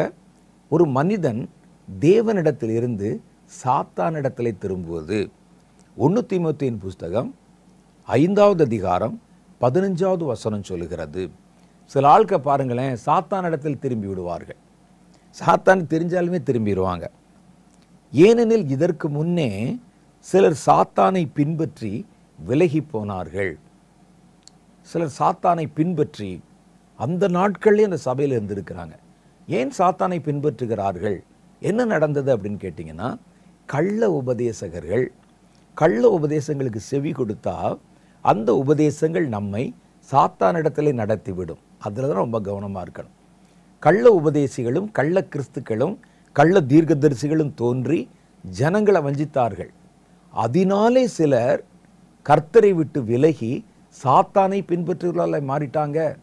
இவங்க நூதன உபதேசங்களை சொல்லுவது, நூதனமான காரியங்களை செய்ய சொல்லுவது, சாத்தானுடைய காரியங்களை செய்ய வைப்பது, இதெல்லாம் செய்யும்போது அவங்க என்ன செஞ்சாங்கன்னா சாத்தானை பின்பற்ற ஆரம்பித்து விட்டார்கள். ஒரு சின்ன உதாரணம் சொல்கிறேன், நீங்கள் நல்லா புரிஞ்சுக்கங்க. இன்னைக்கு கூட இந்த மாதிரி சில கள்ள உபதேசங்கள் இருக்கிறது. அது என்ன சொல்லுதுன்னா, உலகத்தின் செழிப்பை நோக்கி நம்மை நகர்த்துகிறது, செழிப்பை வாஞ்சிக்க சொல்லுகிறது, செழிப்புக்காக பிரயாசப்பட சொல்லுகிறது, செழிப்பை வலியுறுத்தி சொல்லுகிறது. கர்த்தருடைய பிள்ளைகள் செழிப்பாக இருக்கணும். எங்கே செழிப்பாக இருக்கணுமா? உலகத்தில். அதுக்கு செழிப்பின் உபதேசம்னே பேர். உலகத்தில் இருக்கிற பெரிய பெரிய காரியங்களை நீங்கள் பெற்றுக்கொள்ளணும் அப்படின்னு சொல்லுது. வேதத்தில் ஒரு வசனம் சொல்லுகிறது, சாத்தான், மத்தேயு சுவிசேஷம் 4வது அதிகாரத்தில், சாத்தான் இயேசு கிறிஸ்துக்கு முன்னால் நின்று உலகத்தினுடைய மகிமை எல்லாவற்றையும் அவருக்கு காண்பித்து, நீர் என்னை தாழ விழுந்து பணிந்து கொண்டால் இவைகளெல்லாம் நான் உமக்கு தருவேன், இவைகளெல்லாம் என் கைகளில் கொடுக்கப்பட்டிருக்கிறது, எனக்கு இஷ்டமானவனுக்கு அதை நான் கொடுக்கிறேன். அப்போ யாருக்கு கொடுப்பானா?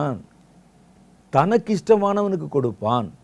தனக்கு இஷ்டமானவனுக்கு, எனக்கு இஷ்டமானவனுக்கு நான் கொடுப்பேன். அப்போ நாம் இதை நோக்கி நகர்த்தும் போது இவங்க இதுக்காக எதையும் செய்ய துணிந்து விடுகிறார்கள். தங்களை அறியாமலே இவைகளை கொடுக்கிறவனுக்கு இஷ்டமானவர்களாக தங்களை மாற்றிக்கொள்ள விரும்புகிறார்கள். இது ஒரு நூதன உபதேசம் மாதிரி வரும். நீங்கள் தீமோத்தேயுவில் அந்த அதிகாரத்தை படித்து பார்த்தீங்கன்னா தெரியும். கள்ள உபதேசிகள், கள்ள தீர்க்கதரிசிகள், கள்ள போதகர்கள், கள்ள கிறிஸ்துக்கள் எழும்பி ஜனங்களை வழிமாற பண்ணினார்கள். அதனால சிலர் சாத்தானை பின்பற்றும்படி கர்த்தரை விட்டு பிரிந்து போனார்கள் என்று எழுதியிருக்குது. உங்களுக்கு புரிஞ்சாலும் புரியாவிட்டாலும் கள்ள வார்த்தைகளுக்கு செவி கொடுக்காதீங்க, கள்ள தீர்க்க தரிசனங்களுக்கு செவி கொடுக்காதீங்க, கள்ள உபதேசங்களுக்கு செவி கொடுக்காதீங்க, கள்ள போதகர்களை பின்பற்றாதீங்க. அவர்கள் எங்கே நடத்துவார்கள் என்றால் சாத்தானுக்கு பின்னால நம்மை நடத்தி விடுவார்கள். அந்த வார்த்தைகள் சாத்தானை நோக்கி நம்மை திருப்ப ஆரம்பித்து விடும். இதுதான் இங்கே சொல்லுது. இது இன்னைக்கு நேரத்தில் முதல் நூற்றாண்டு காலத்திலேயே பல பேர் சாத்தானை பின்பற்றி போய்விட்டார்கள் என்று வேத புஸ்தகத்தில் எழுதியிருக்கிறத பார்க்குறோம். கள்ள வார்த்தைகள் என்று எதை கண்டுபிடிக்கலான்னா, கர்த்தரை மகிமைப்படுத்தாம, கர்த்தரை முன்னிலைப்படுத்தாம, கர்த்தரிடத்தில் உங்களை கொண்டு போய் சேர்ப்பதற்காக உங்களை வழிநடத்தாமல் வேறு எதை நோக்கி உங்களை திசை திருப்புகிற எந்த உபதேசமுமே கள்ள உபதேசம்தான். அதனால கள்ள உபதேசங்களுக்கு எச்சரிக்கையாக இருக்கணும். அடுத்து பாருங்களேன், உலக காரியங்களுக்கு திரும்புவது. அது 2 தீமோத்தேயுவின் புஸ்தகம் 4வது அதிகாரம் 10வது வசனம் சொல்லுது. பின்மாற்றம் என்றால் உலக காரியங்களுக்கு திரும்புவது, உலகத்தில் இருக்கக்கூடிய விஷயங்களை திரும்புவது. அந்த வசனத்தை வாசிக்கிறேன் பாருங்க. ஏனெனில் தேமா என்பவன் இந்த பிரபஞ்சத்தின் மேல் ஆசை வைத்து என்னை விட்டு பிரிந்து தெசலோனிக்கே பட்டணத்துக்கு போய்விட்டான். அப்ப கர்த்தருடைய ஊழியத்தை செய்யும்படி தன்னை ஒப்பு கொடுத்த ஒரு மனிதன். அதே வசனத்தில் அதுக்கு முன்னால் நீங்க பார்த்தீங்கன்னா லூக்கா போய்விட்டான், இவன் போய்விட்டான் போட்டிருக்கோம். அவர்கள் ஊழியத்து நிமித்தம் பிரிந்து போனாங்க. ஊழியம் செய்யணும், நீங்க இந்த பகுதியில் இருக்க ஊருக்கு போங்க, நான் அங்கே போறேன்னு போனாங்க. ஆனால் இந்த தேமாவை பற்றி சொல்லும்போது மாத்திரம் அவன் பிரபஞ்சத்தின் மேல் ஆசை வைத்து பிரிந்து போய்விட்டான் என்று எழுதியிருக்கிறது. பாருங்க, கிறிஸ்கே கலாத்தியா நாட்டிற்கும் தீத்து தல்மத்தியா நாட்டிற்கும் போய்விட்டார்கள். கிறிஸ்கே என்பவன் கலாத்தியா நாட்டுக்கும் தீத்து தல்மத்தியா நாட்டுக்கும் போய்விட்டார்கள். அது பெருசு இல்லை, அவங்க ஊழியத்துக்காக போனாங்க. ஆனால் இந்த தேமா இருக்கிறான் பாருங்க, அவன் மாத்திரம் உலகத்தின் மேல் ஆசை வைத்து என்னை விட்டு பிரிந்து தெசலோனிக்கே பட்டணத்துக்கு போய்விட்டான். அப்போ உலகத்தின் மேலே ஆசை வச்சு பின்னால் திரும்பி போகிறது, அது பின்மாற்றம் என்று கர்த்தருடைய வேதம் சொல்லுகிறது. பின்மாற்றம், விழுந்து போவது ரெண்டும் கிட்டத்தட்ட ஒன்று தான். அந்த பின்மாற்றமும் விழுந்து போவதும் அதில் 2 வகை இருக்குது. என்ன 2 வகை அப்படின்னு கேட்டால், சில ஆட்கள் இருப்பாங்க விழுந்து போயிருப்பாங்க, பின்மாறி இருப்பாங்க, ஆனால் ஊழியத்திலேயே இருப்பாங்க. தெரியவே தெரியாது, சபையிலே இருப்பாங்க, ஊழியர்களோடு இருப்பாங்க, ஊழியம் செய்கிற மாதிரி இருப்பாங்க, பேட்செல்லாம் போட்டுக்கிடுவாங்க, எல்லாம் ஊழியம் இருக்கும், சபை இருக்கும், எல்லாமே இருக்கும். ஆனால் உள் வாழ்க்கை விழுந்து போன வாழ்க்கையாக இருக்கும். அவங்க என்ன செய்வாங்க அப்படின்னு கேட்டால், கர்த்தருடைய பிள்ளைகளோடு தான் இருப்பாங்க, தேவனுடைய ஊழியத்தை செய்கிறவர்களோடு தான் இருப்பாங்க. ஆனால் மனதளவிலே அவர்கள் மேற்சொன்ன காரியங்கள் எல்லாம் அவர்களுடைய வாழ்க்கையில் அடையாளமாக இருக்கும். நம்ம தான் பார்த்தோமே, வெளிப்படுத்தின விசேஷம் 2வது அதிகாரத்தில் ஒரு சபையே விழுந்து போயிருக்கு, ஒரு சபையே கர்த்தருடைய அன்பை விட்டு பிரிந்து போயிருக்கு. ஆனாலும் அது ஓடிக்கொண்டிருக்கு. வாரந்தோறும் ஆராதனை, ராப்போஜன பந்தி, ஒருவரை ஒருவர் நலம் விசாரிப்பது, ஆராதனை, மணி அடிக்கிறது, ஆராதனை பண்ண எல்லாம் பர்ஃபெக்டாக நடந்திருக்குது. ஆனால் அவர்கள் விழுந்து போயிருந்தார்கள். யூதாஸ் காரியோத்து பாருங்களேன், மனதளவிலே விழுந்து போயிருந்தான். அவனுடைய மனம் உலகத்தை பின்பற்றி போய்விட்டது. ஒரு 30 வெள்ளிக்காசுக்கு கூட தன்னுடைய குருவை காட்டி கொடுக்க அவனுடைய மனம் கொஞ்சம் கூட யோசிக்கலை. அப்போ அது பின்மாற்றம் இல்லாமல் என்ன? ஆனாலும் அவன் இந்த சீஷர்களோட தான் வந்து தங்கினான், இயேசுவோட தான் ஊழியம் செய்து கொண்டிருந்தான், ராப்போஜன பந்தியில் கூட பங்கு பெற்றானே. அப்போ வெளியே பார்த்தா தெரியவே தெரியாது. இவர்கள் நம்மோடு இருப்பாங்க, ஊழியத்தில் பங்கு பெறுவாங்க, சபைக்குள்ளே இருப்பாங்க, விசுவாசிகளாக இருப்பாங்க, ஏன் ஊழியம் செய்கிறவர்களாக இருப்பாங்க, சபையாக கூட இருக்கும். ஆனால் அவர்கள் பின்வாங்கி இருக்கிறார்கள் என்பதை அவங்க செய்கிற ஊழியத்தை வச்சல்ல, அவருடைய வாழ்க்கையை வச்சு, பின்மாற்றத்தின் அடையாளங்களை வச்சு தான் நிதானித்தறிய முடியும். அதனால தான் பின்மாற்றம் என்றால் என்ன என்பதை நான் உங்களுக்கு விளக்கி சொன்னேன். நம்ம பொதுவாக என்ன பார்ப்போம், அவர் தான் ஊழியம் செஞ்சு தானே இருக்கிறாரு, போன வாரம் கூட அவர் பிரசங்கத்தை கேட்டேனே அப்படின்னு சொல்லுவாங்க. நம்ம வைத்திருக்கிற அளவுகோல் அப்படி தான். அதை என்ன சொல்லுவோம், அவர் ஊழியம் செஞ்சுக்கிட்டே இருந்தால் ஓகே நல்லா இருக்கிறாரு, பிரசங்கம் பண்ணுறாரு நல்லா இருக்கிறார், கொஞ்ச நாள் காணாமல் போயிட்டாரு, அவ்வளோதான் விழுந்து போயிட்டாரு அப்படின்றவாங்க. ஒரு ஜெபத்திற்காக அந்த நாட்களெல்லாம் பார்த்தீங்கன்னா அப்போஸ்தலர்கள் காலத்தில் அவர்கள் திடீர்னு எங்கேயாவது காணாமல் போய் நல்லா 1 மாதம் 2 மாதம் கர்த்தருடைய பாதத்தில் ஜெபத்தில் காத்திருப்பாங்க. பவுல் அப்போஸ்தலர் கூட அரபு தேசத்தில் அரபியாவில் போய் 3 வருஷம் தேவனிடத்தில் காத்திருந்தார் என்று கர்த்தருடைய வேதம் சொல்லுது. உடனே நம்ம என்ன சொல்லுவோம், ஆளை காணாமல் போயிட்டான், வந்தானையா ரட்சிக்கப்பட்டான், கண்ணில் இருந்து செதில்லாம் விழுந்துச்சு, காணும் ஆளை, அவ்வளோதான் விழுந்து போயிட்டான் என்று நம்ம சொல்லுவோம். அப்போ ஒரு மனிதன் சபைக்குள்ளே இருக்கிறது, ஊழியத்துக்குள்ளே இருக்கிறது, ஏன் ஊழியம் செய்கிறது கூட அடையாளம் இல்லை. பின்மாற்றம் என்பது வேறு சில அடையாளங்களை கொண்டிருக்கிறது. ஒரு சபையே விழுந்து போன தெரியாமல் ஊழியம் செஞ்சுருந்தாங்கன்னு பாருங்களேன். யூதாஸ் காரியோத்து அதற்கு நல்ல ஒரு உதாரணமாக இருக்கிறார். பாருங்கள், யோவான் சுவிசேஷம் 12வது அதிகாரம் 6வது வசனம் சொல்லுது, 4லிருந்தே படித்து பாருங்க. அப்பொழுது அவருடைய சீஷரில் ஒருவனும் அவரை காட்டி கொடுக்க போகிறவனுமாகிய சீமோனுடைய குமாரனாகிய யூதாஸ் காரியோத்து இந்த தைலத்தை 300 பணத்துக்கு விற்று தரித்திரருக்கு கொடாமல் போனதென்ன என்றான். இயேசுனுடைய தலையில் ஒரு விலையேற பெற்ற தைலத்தை ஊற்றுறாங்க. இதை 300 விற்றுருக்கலாமே. பாருங்கள், அந்த ஆளுக்கு ரேட்டு கூட தெரிஞ்சிருக்குது. 300 விற்றுருக்கலாமே, விற்று ஏழைகளுக்கு கொடுத்துருக்கலாமே அப்படின்னு சொன்னானாம். அடுத்து சொல்கிறாங்க, அவன் ஏழைகள் மேலே இருக்கிற அக்கறையினாலெல்லாம் செய்யல. அவன் தரித்திரரை குறித்து கவலைப்பட்டு இப்படி சொல்லாமல் அவன் திருடனாய் இருந்தபடினால். அவன் பாருங்க, அவன் துவக்கம் முதற்கொண்டே யூதாஸ் திருடனாய் இருந்தான். கர்த்தருடைய பணப்பையை சுமக்கிறவனாய் இருந்தான், திருடனாக இருந்தான். அப்போ திருடனாக இருந்து கொண்டு திருடி கொண்டு அந்நியர்களோட சம்பந்தம் வைத்து கொண்டு கர்த்தரிடத்தில் இருக்கிறது, தேவனுடைய பிள்ளைகள் நடுவில் இருக்கிற விழுந்து போனவன் வெளிதான் இருக்கணும் அடையாளம் அல்ல. விழுந்து போனவன் உள்ளே இருக்கலாம், நம்ம சர்ச்சுக்குள்ளே இருக்கலாம், நம்ம குடும்பத்திலே இருக்கலாம், நம்ம நம்புகிற ஊழியர்களிலே இருக்கலாம். அப்போ விழுந்து போவது, பின்மாறி போவது என்பதின் அடையாளங்களை நம்ம வாசிச்சோமே, ஒரு 6-7 அடையாளங்கள். இதெல்லாம் இருக்குதான் நீங்கள் பாருங்க. அப்படி இருந்தால் அவன் பின்வாங்கி போனவன். 2வது டைப் இருக்குது பின்மாற்றத்தில். அவங்க என்னன்னா, பின்மாறிட்டாங்கன்னா அப்புறம் இதுக்குள்ளே வரமாட்டாங்க, முழுசாக உலகத்துக்குள்ளே போயிடுவாங்க. பழைய பாவம், பழைய காரியம் அதில் போயிடுவாங்க. குடித்தவன் மறுபடியும் குடிக்க ஆரம்பிச்சிடுவான், வெக்கப்பட மாட்டான்.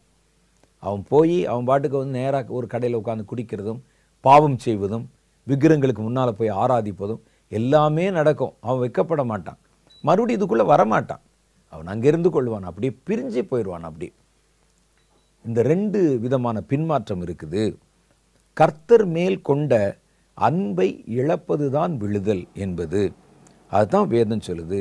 பிரபஞ்சத்தின் மேல் ஆசை வைத்த போது அவன் விழுந்து போனவனாக இருந்தான். இப்போ இந்த பின்மாற்றம் என்பது தேவனுக்கு அருவருப்பான ஒன்று. பின்மாற்றம் என்பது தேவன் அருவருக்கிற பாவங்களில் ஒன்று. அது ஒரு பிரதானமான பாவம் என்று கர்த்தருடைய வேதம் சொல்லுது. நான் ரட்சிக்கப்பட்ட புதுசில் டாக்டர் பில்லி கிரஹாம் அவர்கள் எழுதின ஒரு புஸ்தகம், கொல்லும் கொடிய பாவங்கள் 7 என்ற ஒரு புஸ்தகம். அதில் ஒரு 7 காரியத்தை சொல்லியிருப்பார். பெரிய பாவத்தில் அவர் சொல்லியிருக்கிற லிஸ்ட்டு போட்டிருக்கிற பாவத்தில் பிரதானமாய் அவர் சொல்லியிருப்பது பின்மாற்றம் என்னும் பெரும் பாவம். பின்மாற்றம் என்பது பெரிய பாவம். பின்மாற்றம் ஆகிவிட்டு நீங்கள் ஊழியம் செய்தாலும் பாவம். மனம் கர்த்தரோடு பொருந்திராமல் நீங்கள் கர்த்தருக்கு காணிக்க கொடுத்தாலும் பாவம், அதுவும் பின்மாற்றம்தான். அப்போ இந்த பின்மாற்றத்தை கர்த்தர் சகித்து கொள்வதில்லை. ஒருவன் பின்வாங்கி போனால் என் ஆத்துமா அவன் மேல் பிரியமாயிராது என்று கர்த்தர் சொல்லுகிறார். இந்த பின்மாற்றம் நம்முடைய வாழ்க்கையில் வந்துவிட்டால், கர்த்தர் மேல் நாம் வைத்திருந்த நம்பிக்கை குறைந்து விட்டால், கர்த்தருடைய கட்டளைகளுக்கும் சட்டங்களுக்கும் நம்ம செவி கொடுக்காம அதை கடைபிடிக்காமல் நடந்தா பின்மாற்றத்தினுடைய விளைவுகள் எப்படி இருக்கும்? வேதம் சொல்லுது, பின்மாற்றம் ஆனவனோட கர்த்தர் இருக்க மாட்டார். அதான் கர்த்தர் பின்மாறி போனவன் மேலே பிரியமாக இருக்க மாட்டார். பிரியமாக இருக்கிறது மாத்திரம் இல்லை, கூடவே இருக்க மாட்டார். அவனுடைய வாழ்க்கை பின்மாறி போன வாழ்க்கை. அவனோட எனக்கு எந்த பங்கும் பாத்தியதையும் இல்லை.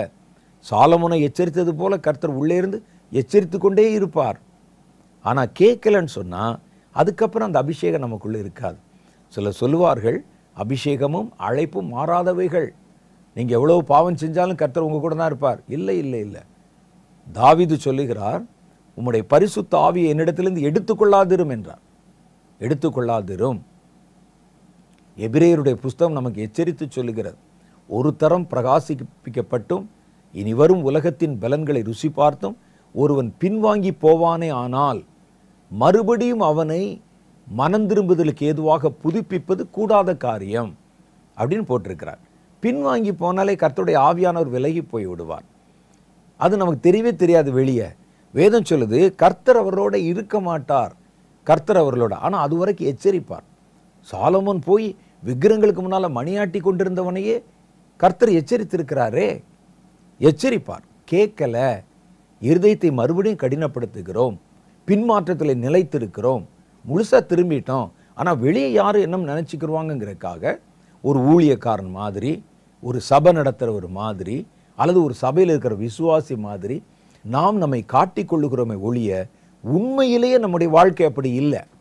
அப்படின்னா கர்த்தரும் நம்மை விட்டு விலகி விடுவார். எண்ணாகமம் புஸ்தகம் 14வது அதிகாரம் 43 கர்த்தர் சொல்லுகிறதை பாருங்கள். அமலேக்கியரும் கானானியரும் அங்கே உங்களுக்கு முன்பாக இருக்கிறார்கள். நீங்கள் போறீங்களே, அந்த தேசத்தில் அமலேக்கியரும் கானானியரும் அங்கே உங்களுக்கு முன்பாக இருக்கிறார்கள். பட்டயத்தினாலே விழுந்துருவீங்க. நீங்கள் கர்த்தரை விட்டு பின்வாங்கினபடியினால் கர்த்தர் உங்களுடனே இருக்க மாட்டார் என்றார். நீங்கள் போகக்கூடிய இடத்துல போகிறதுக்கு முன்னால் உங்கள் கூட கர்த்தர் இருக்கிறாரான்னு பார்த்துக்குங்க. பின்வாங்கி போனவன் போனீன்னா பட்டயத்தினாலே விழுந்து விடுவாய்.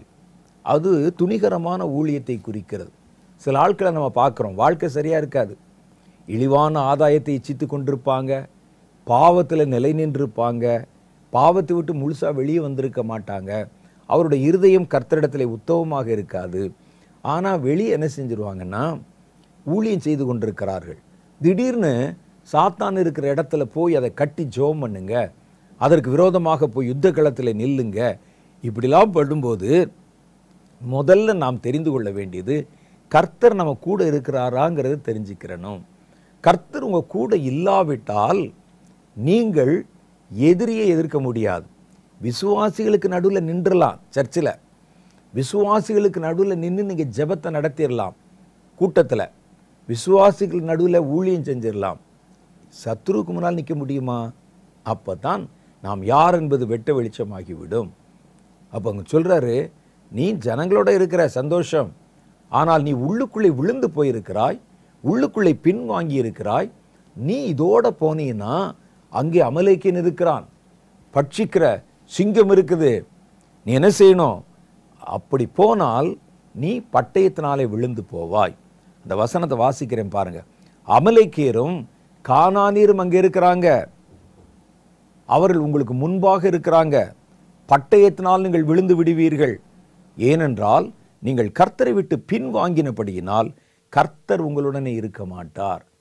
கர்த்தர் நம்ம கூட இருக்கிறதா நினச்சிக்கிட்டு, கர்த்தர் நம்ம கூட இருந்தபோது நடந்த யுத்தங்களையும் வெற்றிகளையும் நினச்சிக்கிட்டு கர்த்தர் இல்லாத பட்சத்தில் கடந்து போனால் பட்டயத்தினாலே விழுவீர்கள். ஏனென்றால் கர்த்தர் தன்னை விட்டு பின்வாங்கினவர்களுடனே இருப்பதில்லை. அதான் வேதம் நமக்கு சொல்லுது. அடுத்து பாருங்கள், பின்வாங்கி போனவன் இருந்தால் அவனோடு அவனை சார்ந்தவர்களும் விழுவார்கள். அதான் ஒரு பின்வாங்கி போனவனை நீங்கள் பின்பற்றினா, சபை ஒன்று போட்டிருக்குதே, சபை எபேசு சபையை பாருங்கள். அந்த சபையை பற்றி ஆண்டவர் சொல்கிறார், ஒரு காலத்தில் அன்பினாலே கிரியை செய்தாய், ஆகா ஓஹோன்னு இருந்தாய், எல்லாம் நல்லா இருந்தது. ஆனால் இப்போ ஆதியிலே இருந்த நிலைமையிலிருந்து நீ விழுந்தாய், இன்ன நிலைமையிலிருந்து விழுந்தாய் என்பதை அறிந்து மனம் திரும்பு. இல்லாத பட்சத்தில் நான் உன் நடுவில் கடந்து வந்து என்னுடைய விளக்கு தண்டை நான் எடுத்துக்கொண்டு போயிடுவேன். அந்த இடத்துல இருள் மூழ்கிவிடும். இது ஒரு தனி மனிதனுக்கு சொல்லலை, ஒரு சபை ஒருவர் நடத்துகிறார், அவர் தான் சபையினுடைய தலைவராக இருக்கிறார். ஒரு சபை இருக்குது, சபையை பாருங்க. முதல்ல அந்த சபை ஒரு பின்வாங்கி போன சபையாக இருந்தால் அதை சார்ந்த நாம, பின்வாங்கி போனவர்களை பின்பற்றுகிற நாம கண்டிப்பாய் அழிந்து போய்விடுவோம் அல்லது நஷ்டப்பட்டு போய்விடுவோம். என்னாகமம் புஸ்தகம் 32வது அதிகாரம் 15வது வசனத்தில் சொல்லுது, நீங்கள் அவரை விட்டு பின்வாங்கினால் அவர் இன்னும் அவர்களை வனாந்திரத்தில் இருக்க பண்ணுவார். இப்படி நீங்கள் இந்த ஜனங்களை எல்லாம் அழிய பண்ணுவீர்கள். அப்போ இந்த ஜனங்கள் இன்னும் நீங்கள் இப்படி இந்த பாவத்தில் அப்படி நிலைச்சிருந்தா, நடத்துகிறவர்கள் நீங்கள் நிலைச்சிருந்தா உங்கள் ஜனமெல்லாம் அழிந்து போய்விடுவார்கள். அப்போ பின்மாறி போனவனை பின்பற்றுகிறவனும் அழிந்து போவான் அல்லது நஷ்டப்பட்டு போவான். அந்த யோனாவை பாருங்களேன், கர்த்தர் ஒரு சித்தத்தை சொல்லி கர்த்தர் ஒரு காரியத்துக்கு யோனாவை அனுப்புகிறார். யோனா மனிதர்கள் மேல் கொண்டிருக்கிற பயத்தில் போக மாட்டேன் என்று சொல்லி தர்ஷீஸுக்கு போகிற கப்பலில் ஏறிக்கொண்டார். அவரை ஏற்றிக்கொண்ட கப்பல் இருக்கு பாருங்க, யோனாவின் நிமித்தமாக அது அலையிலே அலை உண்டது. யோனா இருந்த கப்பலில் ஏறி இருந்த பயணிகள் தங்களுடைய உடைமைகளெல்லாம் கடலில் தூக்கி போட்டு நஷ்டமடைந்தார்கள். பயத்தில் இருந்தாங்க, படகு உடையிற மாதிரி சூழ்நிலை. ஒரு மனிதனை ஏற்றி கொண்டதுக்கு அப்படின்னா, நீங்கள் பின்வாங்கி போன, தேவனை விட்டு தூரமாய் போன ஒரு சபையை தேர்ந்தெடுத்து கொண்டால் என்ன நடக்கும் யோசிச்சு பாருங்களேன். அதனால தான் நம்முடைய வாழ்க்கையில் பிரச்சனைகள், அதனால நம்முடைய வாழ்க்கையில் போராட்டம். நீங்கள் யோசிச்சு பார்க்க, நான் என்னையா பாவம் செஞ்சேன்? நான் சபைக்கு போகிறேன், காணிக்கை கொடுக்குறேன், ஐயா பேசுகிற செய்தியெல்லாம் கேட்கத்தானே செய்கிறேன், ஆனால் ஏன் நான் அடிக்கப்பட்டு கொண்டே இருக்கிறேன்? அதில் ஒரு காரணமாக என்ன இருக்கலாம்னா, பின்வாங்கி போனவனை பின்பற்றுகிறவன் தானும் அழிந்து போவான், தானும் நஷ்டமடைந்து போயிடுவான். நிறைய காரணங்கள் இருக்கலாம், ஆனால் இது ஒரு பிரதானமான காரணம். நாம் என்ன செய்கிறோம்? பக்கத்தில் யார் இருக்கிறா, எங்கே சபை இருக்கு, அதை பற்றி எதை பற்றியும் கவலைப்படாமல் நம்முடைய வசதிக்கு ஏற்ற இடத்தை நம்ம தேடுகிறோம். நாம் யாரை பின்பற்றுகிறோம் என்பது ரொம்ப முக்கியம். அடுத்து மூன்றாவது காரியம் பாருங்க, கர்த்தரை விட்டு பின்வாங்கி போகிறவர்கள் சாத்தானுடைய கையில் ஒப்பு கொடுக்கப்படுவாங்களாம். வேதம் சொல்லுது. 2 நாளாகம புஸ்தகம் 25வது அதிகாரம் 27வது வசனத்தில் சொல்றார், அமத்சியா கர்த்தரை விட்டு பின்வாங்கின காலம் முதற்கொண்டு எருசலேமில் இருந்தவர்கள் அவனுக்கு விரோதமாய் கட்டுப்பாடு பண்ணி கொண்டார்கள். அது நிமித்தம் அவன் லாகீசுக்கு ஓடி போனான். ஆனாலும் அவன் பிறகே லாகீசுக்கு மனுஷரை அனுப்பினார்கள். ஒரு போனால் கர்த்தர் சாத்தானுடைய கையில் அவனை ஒப்பு கொடுத்ததுனால அவன் துரத்தப்பட்டவனை போல ஓடிக்கொண்டிருந்தான். அங்கே அவனை அவர்கள் கண்டுபிடித்து கொன்று போட்டார்கள் என்று வேதம் சொல்லுகிறது. கர்த்தருடைய இந்த பின்வாங்கி போனவங்க எப்படி இருப்பாங்க அப்படிங்கிற அடையாளத்தில் பிரதானமாக ஒரு அடையாளம் சொல்லுது. அவர்கள் கர்த்தருடைய காரியங்களையும் கர்த்தருடைய வழிகளையும் உணர்ந்து கொள்ள மாட்டாங்க. அது ஒரு பெரிய ஆபத்து. கர்த்தர் இப்போ எதை பற்றி பேசிகிட்டு இருக்கிறாரு? இன்னைக்கு தேசம் எங்கே போகுது? கர்த்தர் இதில் நம்ம எப்படி நடத்த விரும்புகிறார், என்ன சொல்ல செய்ய வைக்க விரும்புகிறார், இதை பற்றியெல்லாம் அவர்கள் உணர்ந்து கொள்ளவே மாட்டாங்க. கர்த்தர் நேருக்கு நேர் வந்து பேசினா கூட அந்த உணர்வு அவர்களுக்குள்ளே போயிடும். இதான் கடைசி காலத்தில் நடக்கிறதுல பயங்கரமான ஒன்று. ஜனங்கள் வெள்ளம் தங்களை வாரிக்கொண்டு போகும் மட்டும் உணராதிருப்பார்கள். சுற்றிலும் அவ்வளோ ஆபத்து நடக்கும், பொல்லாத காரியங்கள் நடக்கும். அவைகளுக்கு நடுவிலும் அவர்கள் உணர்வை இழந்து போனவர்களாக இருப்பாங்க. இதனால்தான் வந்தது. கர்த்தரை விட்டு தூரமாக போயிட்டோம், கர்த்தருடைய வழிகள் இது, அடுத்து என்ன நடக்க போகுது, எதையும் அவர்கள் உணர மாட்டார்கள். யோபுவின் புஸ்தகம் 34வது அதிகாரம் 26வது வசனம் சொல்லுகிறது, அவர்கள் அவரை விட்டு பின்வாங்கி அவருடைய எல்லா வழிகளையும் உணர்ந்து கொள்ளாமல் போனபடியினால். அவங்க கர்த்தரை விட்டு பின்வாங்கின போது கர்த்தருடைய வழிகள் அவர்களுக்கு மறைக்கப்பட்டது. அந்த வழிகளை குறித்த உணர்வு அவர்களுக்குள்ள இல்லாமல் போச்சு. கர்த்தர் இப்போ என்ன செய்கிறார், என்ன அவர் சொல்ல விரும்புகிறார், எப்படி நம்மை பாதுகாக்க, எதுவுமே தெரியாதவனுக்கு கண் சொருகி போன குருடனை போல் இருப்பான் என்று கர்த்தருடைய வேதம் சொல்லுது. பின்வாங்கி போனவர்கள் மேலே கடைசியில் கர்த்தருடைய ஆக்கினை தண்டனை உண்டாகி விடுகிறது. அந்த நாட்கள்லேருந்து நம்ம பார்க்குறோம். ஆதியாகம புஸ்தகம் 6வது அதிகாரத்தில் பார்த்தீங்கன்னா, பின்வாங்கி போய் கர்த்தரை மறந்து போன மனித குலத்தின் மேலே கர்த்தருடைய ஆக்கினை தண்டனை வந்தது. கர்த்தருடைய ஆக்கினை பின்வாங்கி போனவர்கள் மேலே வரும். அதுதான் நான் உங்களுக்கு ஏற்கனவே சொன்னேன். கடைசி நாட்களில் ஒருவேளை உணவுக்காக அல்லது நிர்பந்தத்துக்காக பயத்தினால சாத்தானை தங்களுடைய ஆளுநராக ஏற்றுக்கொள்வார்கள். அதற்கு அடையாளமாக ஒரு முத்திரை வாங்கி கொள்வாங்க. கர்த்தர் பாருங்களேன், அவர்களை ஆக்கினினாலே அழித்தேன் என்றார். 20வது அதிகாரத்தில் பார்க்குறோம், முத்திரை பெற்றுக்கொண்டவர்கள் 2வது மரணமாகிய அக்னியும் கந்தகமும் எரிகிற கடலில் பங்கு பெற்றார்கள் என்று கர்த்தருடைய வேதம் சொல்லுது. எரேமியாவின் புஸ்தகம் 15வது அதிகாரம் 6வது வசனம் அதை பற்றி தெளிவாக சொல்லுது பாருங்க. நீ என்னை விட்டு பின்வாங்கி போனாய், ஆகையால் என் கையை உனக்கு விரோதமாய் நீட்டி நானே உன்னை அழிப்பேன், நான் பொறுத்து பொறுத்து இளைத்து போனேன் என்று கர்த்தர் சொல்லுகிறார். அப்படின்னா இந்த வசனம் நமக்கு என்ன காமிக்குதுன்னா, ஒருவன் பின்வாங்கி போனா கூட கர்த்தர் பல சந்தர்ப்பங்களை கொடுக்கிறார், பொறுமையாக சொல்லி கொடுக்கிறார், நீ செய்கிறது தப்புன்னு சொல்லி கொடுக்கிறார். ஆனாலும் நம்ம இருதயத்தை கடினப்படுத்தி அவர் சொல்ல பொறுத்து பொறுத்து பொறுத்து இளைத்து போயிட்டேன் நானே. என்ன எவ்வளோ முறை அவனுக்கு சந்தர்ப்பம் கொடுத்தாலும் அந்த பின்மாற்றத்திலிருந்து கொஞ்சம் அவனை தூக்கி விட்டாலும் மறுபடியும் பின்வாங்கி போகிறான். அந்த வசனத்தை பாருங்க, நீ என்னை விட்டு பின்வாங்கி போனாய், ஆகையால் என் கையை உனக்கு விரோதமாய் நீட்டி உன்னை அழிப்பேன், நான் பொறுத்து பொறுத்து இளைத்து போனேன் என்று கர்த்தர் சொல்லுகிறார். 7வது வசனம் சொல்லுது, தேசத்தின் வாசல்களில் அவர்களை தூற்றுக்கூடையால் தூற்றி போடுவேன், என் ஜனங்கள் தங்கள் வழிகளை விட்டு திரும்பாதபடியினால் நான் அவர்களுடைய பிள்ளைகளை அழிப்பேன். 8வது வசனம் பாருங்க, கடற்கரை மணலை பார்க்கிலும் அதிக விதவைகள் அவர்களில் உண்டாகி இருப்பார்கள், பட்ட பகல்ல பாழாக்குகிறவன் தாயின் மேலும் பிள்ளைகள் மேலும் வருவார்கள். அவர்கள் மேல் பட்டணத்தின் கலகத்தையும் பயங்கரங்களை விழப்பண்ணுவேன். 7 பிள்ளைகளை பெற்றவன் களைத்து போகிறாள். அவள் தன் பிராணனை விட்டுவிட்டால் இன்னும் பகலாயிருக்கையில் அவளுடைய சூரியன் அஸ்தமித்து வெட்கமும் இலச்சையும் அடைந்தாள். அவர்கள் மீதியாயிருக்கிறவர்கள் மேலே அவர்களுடைய சத்துருக்களுக்கு முன்பாக பட்டயத்துக்கு ஒப்பு கொடுப்பேன் என்று கர்த்தர் சொல்லுகிறார். யார? பின்வாங்கி போனவங்களுக்கு என்னென்ன ஆபத்துகளெல்லாம் கர்த்தர் சொல்லுகிறார் பாருங்கள். அதனால் ரொம்ப கவனமாக இருக்கணும். பின்மாற்றம் எதனால் வரும்? வேகமாக பார்த்துருவோம்.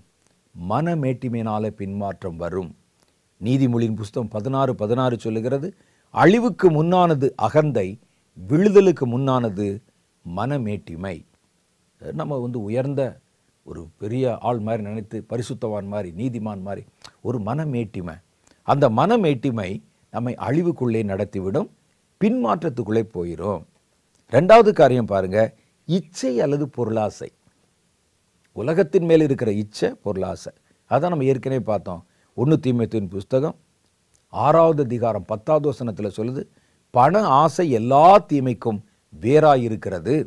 சிலர் அதை இச்சித்து விசுவாசத்தை விட்டு வழுவி அநேக வேதனைகளிலாலே தங்களை உருவ கொத்தி கொண்டிருக்கிறார்கள். அதே தீமோத்தேயுக்கு சொல்லும்போது சொல்றாரு, என் கூட வந்த அந்த தேமா உலகத்தின் மேல் ஆசை வைத்து பிரிந்து போய்விட்டான். பின்மாற்றம் மனமேட்டிமையினால் வரும், இச்சையினால் வரும், பொருளாசையினால் வரும், செழிப்பு வரும்போது வரும். அதுதான் ரொம்ப முக்கியம். உபாகம புஸ்தகம் 8:12 பாருங்கள், 12லேருந்து 15 வரைக்கும். உபாகமம் 17:17 வாசித்து பாருங்கள். நீ புசித்து நீ திருப்தியாகி நல்ல வீடுகளை கட்டி அவைகளில் குடியிருக்கும் போதும், உன் ஆடு மாடுகள் திரட்சியாகி உனக்கு வெள்ளியும் பொன்னும் பெருகி உனக்கு உண்டானவைகளெல்லாம் வர்த்திக்கும் போதும், உன் இருதயம் மேட்டிமையடையாமலும் உன்னை அடிமைத்தன வீட்டிலிருந்து உன்னை புறப்பட பண்ணினவரை நினைப்பாயாக. அதில் 17வது வசனம் 17:17 சொல்லுகிறது, ஒருவன் உலகத்தின் மேலே நிறைய பற்றும் உலகத்தில் உயர்ந்த ஸ்தானங்களில் இருக்கும்போதும் அவனுடைய இருதயம் கர்த்தரை விட்டு பின்வாங்கி போனதாக இருக்கிறது. சில சமயத்தில் பாருங்கள், உபத்திரவங்கள் வரும்போது கூட கொஞ்சம் பேர் பின்வாங்கி போயிடுவாங்க. மத்தேயு சுவிசேஷம் 13வது அதிகாரம் 20-21 சொல்லுகிறது, கற்பாறை இடங்களில் விதைக்கப்பட்டவன் வசனத்தை கேட்டு உடனே அதை சந்தோஷத்தோடு ஏற்றுக்கொள்கிறான். ஆகிலும் அவன் தனக்குள் வேறு இல்லாதபடியினால் கொஞ்ச காலம் நிலைத்திருப்பான். வசனத்து நிமித்தம் உபத்திரவமும் துன்பமும் உண்டான உடனே இடரல் அடைந்து பின்வாங்கி போவான். அப்போ பாருங்க, உபத்திரவத்தினால பின்வாங்கிடுவாங்க, செழிப்புனாலையும் பின்வாங்கிடுவாங்க, மேட்டிமையினால் பின்வாங்கிடுவாங்க, பொருளாசை இச்சையினால் பின்வாங்கிடுவாங்க. அதனால் இந்த பின்மாற்றம் என்ற இந்த காரியத்தில் ரொம்ப கவனமாக நம்ம நடந்து கொள்ளும்படிக்கு கர்த்தருடைய ஆவியானவர் இன்று நமக்கு எச்சரிக்க விரும்புகிறார். ஏன்னா அந்த கடைசி காலத்தில் விசுவாசத்தை கொண்டு வாழ்கிற ஒரு வாழ்க்கை, பின்மாறி போவதற்கு நிறைய வாய்ப்புகள், சந்தர்ப்பங்கள், இவைகளிலெல்லாம் ரொம்ப கவனமாக இருந்து பின்மாற்றத்தின் ஆவிக்கு இடம் கொடுத்துடாம ரொம்ப கவனமாய் கர்த்தரை நோக்கி முன்னேறி கடந்து போகணும். கடைசி நாட்களில் தான் நிறைந்த கண்ணிகள் நிறைந்தது. உலக தோற்றம் முதற்கொண்டு இதுவரை உண்டாயிராத தீமையான காரியங்கள் அந்த நாளில் உண்டாயிருக்கும். அதனால தான் கர்த்தர் சொல்கிறாரு, கடைசி காலத்தில் வருகிறேன் என்று சொன்னவர் இனி காலதாமதம் பண்ண மாட்டார். இந்த கடைசி காலத்தில் நீங்கள் விசுவாசத்தினாலே பிழைக்கணும். விசுவாசத்தில் பிழைக்கிற ஒரு வாழ்க்கை இருக்கிறது, உழைப்பிலே பிழைக்கிற வாழ்க்கை இருக்குது, திருட்டுத்தனத்தில் பிழைக்கிற வாழ்க்கை இருக்குது, பொருளினாலே பிழைக்கிற வாழ்க்கை இருக்கிறது, பலத்தினால் பிழைக்கிற ஒரு வாழ்க்கை இருக்குது, எல்லாவற்றுக்கு நடுவில் விசுவாசத்தினால் பிழைக்கிற ஒரு வாழ்க்கை இருக்குது. அந்த வாழ்க்கை தான் இந்த கடைசி காலத்தில் நமக்கு அத்தியாவசியமானது. ஆகவே சொல்லுகிறார், வருகிறவர் இன்னும் கொஞ்ச காலத்தில் வருவார். அதுக்கு முன்னால் வாழ்கிற நீங்கள் விசுவாசத்தினாலே நீதிமான் பிழைக்கணும். பின்வாங்கி போனால் அவன் மேல் கர்த்தருடைய ஆத்துமா பிரியமாயிராது என்கிறார். நாமோ கெட்டுப்போக பின்வாங்குகிறவர்களாக இராமல் ஆத்துமா ஈடேற விசுவாசிக்கிறவர்களாக இருக்கிறோம். அப்போ இந்த கடைசி காலத்தில் ஒரு விசுவாசத்தினால் பிழைக்கிற, விசுவாசத்தினால் முன்னேறி போகிற ஒரு அனுபவம் வாழ்க்கையும் இருக்கிறது. நிறைய இடங்கள் இவைகளை குறித்து நமக்கு பேசுறதில்ல, இவைகளுக்கு நம்மை ஆயத்தப்படுத்துகிறது இல்லை, நீங்கள் தான் கவனமாக இருந்து கர்த்தருடைய வேதத்தை நுணுக்கமாக வாசித்து கர்த்தர் நமக்கு என்ன சொல்ல வருகிறார் என்பதை விளங்கி கொண்டு இந்த கடைசி காலத்தை நீங்கள் எதிர்கொள்ள வேண்டும். ஒருவேளை நெருக்கங்களினாலும் வருகிற பல்வேறு விதமான போராட்டங்கள் பேரிடர்களினாலும் கர்த்தரை விட்டு வழி விலகி போகிற சந்தர்ப்பம் வந்தால் நீங்கள் விசுவாசத்தை கொண்டு ஜெயித்து உங்கள் ஆத்துமா ஈடேறுவதற்கு முன்னோக்கி கடந்து போக வேண்டும் என்று கர்த்தருடைய ஆவியானவர் உங்களுக்கு ஆலோசனை சொல்ல விரும்புகிறார். சரி, நமக்கு நேரமாகிவிட்டது. நாம் எல்லாம் இருந்த இடத்துல முழங்கால் படியிட்டு கேட்ட சத்தியங்களுக்காகவும் நம்முடைய இருதயம் எந்த விதத்திலும் பின்வாங்கி விடாதபடிக்கும், வெளித்தோற்றத்தில் ஊழியம், வெளித்தோற்றத்தில் ஜெபம்னு இருந்தாலும் உண்மையிலே நம்முடைய வாழ்க்கை முன்னேற்றத்தில் இருக்கிறதா பின்மாற்றத்தில் இருக்கிறதா என்பதை நிதானித்து கர்த்தரிடத்திலே சீர் பொருந்தும்படிக்கு நம்மை தாழ்த்தி ஒப்பு கொடுத்து ஜெபம் பண்ணும். வாங்க ஜெபிக்கலாம். அன்பும் இரக்கம் நிறைந்த எங்கள் பரலோக பிதாவே, இந்த நாளில் பின்மாற்றங்களை குறித்து எங்களிடத்தில் தெளிவாக பேசினீர். ஆண்டவரே, பெரிய ஊழியக்காரனாக தேவனால் அறியப்பட்ட ஞானியாக வெளிப்பட்ட சாலமோன் கூட பின்மாற்றத்துக்கு தப்பலை ஆண்டவரே. ஆனாலும் கர்த்தராகிய தேவன் நீர் எங்களுக்குள் வாசம் பண்ணுகிறதுனால நாங்கள் சாலமோனை விட விசேஷமானவர்கள் என்றும், கர்த்தர் எங்களுக்குள்ளே வாசம் பண்ணுகிறதுனால விசுவாசத்தை கொண்டு எல்லாவற்றையும் ஜெயித்து விடுவோம் என்றும் உம்முடைய நாமத்தை கொண்டு நாங்கள் நம்பியிருக்கிறோம். இது எங்களுடைய பலத்தை பற்றின நம்பிக்கை அல்ல, எங்களுடைய அனுபவத்தை பற்றின நம்பிக்கை அல்ல, எங்களோடு இருக்கிறவரை பற்றின நம்பிக்கை. ஆண்டவரே, இனி வருகிற அந்த கடைசி நாட்களில் எந்த சூழ்நிலையிலும் ஆசையினாலேயோ பயத்தினாலேயோ ஆண்டவரே வேறு எந்த நெருக்கத்தினாலேயோ உபத்திரவத்தினாலேயோ உம்மை விட்டு நாங்கள் வழி விலகி பின்வாங்கி விடாதபடி கர்த்தருடைய கரங்கள் எங்களை காத்து கொள்ளும்படிக்காக ஜெபிக்கிறோம். தேவனுடைய கரத்தில் எங்கள் ஒவ்வொருவரை நாங்கள் தாழ்த்துகிறோம். இந்த வார்த்தைகளை கேட்ட ஒவ்வொருவர் மேலும் கர்த்தருடைய வல்லமை இறங்கி அவர்களை மூடிக்கொள்ளட்டும். தேவ தயவும் கர்த்தருடைய கிருபையும் நம்முடைய பிள்ளைகளுக்கு பக்கபலமாக இருக்கட்டும். ஆண்டவரே, தங்களை நிதானித்து கொண்டு நாங்கள் சொன்ன இத்தனை அடையாளங்களை வைத்து நாங்கள் கர்த்தருக்குள்ளே முன்னேறி கொண்டிருக்கிறோமா அல்லது பின்மாறி இருக்கிறோமா? வெறுமனே ஆண்டவரே வெளித்தோற்றத்தில் சபைக்கு போகிறோமா அல்லது வெளித்தோற்றத்தில் கர்த்தருடைய ஊழியத்தை செய்கிறோமா அல்லது உண்மையிலேயே எங்கள் விசுவாசத்தை கொண்டு தேவனுக்கென்று கனி கொடுக்கிறோமா என்பதை நிதானித்து குறைகள் இருக்கும் பட்சத்தில் அவைகளை களைந்து போடவும் கர்த்தருக்கென்று நற்கனிகளை கொடுக்கவும் உம்முடைய பிள்ளைகள் ஒவ்வொருவரையும் உடைய கைகளிலே நான் ஒப்பு கொடுத்து ஜெபிக்கிறேன். ஆண்டவரே, தேவனுடைய மகிமை அவர்களை நிரப்பட்டும், கர்த்தருடைய பிரசனம் அவர்களை நிரப்பட்டும். எந்த சூழ்நிலையிலும் அவர்கள் கர்த்தரை விட்டு பின்வாங்கி விடாதபடிக்கு கர்த்தராகிய தேவன் அவர்களுக்குள்ளே நன்மையான பலம் நிறைந்த வைராக்கியத்தின் ஆவியை தந்து அவர்களை ஆசீர்வதித்து நடத்தும்படிக்காக நான் ஜெபிக்கிறேன். வார்த்தைகளை கேட்ட ஒவ்வொருவரையும் கர்த்தருடைய வழிநடத்தலுக்கும் தேவனுடைய பலமூட்டுதலுக்கும் ஒப்பு கொடுத்து ஜெபிக்கிறேன். நீர் பொறுப்பேடும் உடைய பிள்ளைகளை, நீர் வழிநடத்தும் அவர்களை ஆசீர்வதியும். இயேசுவின் நாமத்தினாலே எங்கள் ஜெபங்களை ஏற்றுக்கொள்ளும் எங்கள் பிதாவே. ஆமேன், ஆமேன். கர்த்தராகிய ஆண்டவர் நம்ம இந்த நாளில் செய்த எல்லா காரியத்தையும் கனப்படுத்தி இருக்கிறார். உண்மையிலே இந்த நிகழ்ச்சியினுடைய துவக்கத்தில் இருந்து கடைசி வரைக்கும் கர்த்தருடைய பிரசன்னத்தை தெளிவாக உணர முடிந்தது. நல்ல ஆராதனை நேரம், நல்ல ஜெப நேரம், நல்ல ஆலோசனை நேரம், இவைகளெல்லாம் கர்த்தர் கொடுத்து நம்மை வழி நடத்தினார். தொடர்ந்து தேவனாகிய கர்த்தர் அடுத்த வாரத்திலும் நம்மோடு கூட அவர் பேசுவார், நம்மை வழி நடத்துவார். இடைப்பட்ட காலத்தில் கர்த்தருடைய ஆவியானவர் தாமே பல காரியங்களை உங்களுக்கு கற்றுக் கொடுத்து உங்களை பூரணத்தை நோக்கி வழி நடத்துவார். இந்த தேவன் என்றென்றும் உள்ள சதா காலங்களிலும் உங்கள் தேவன்.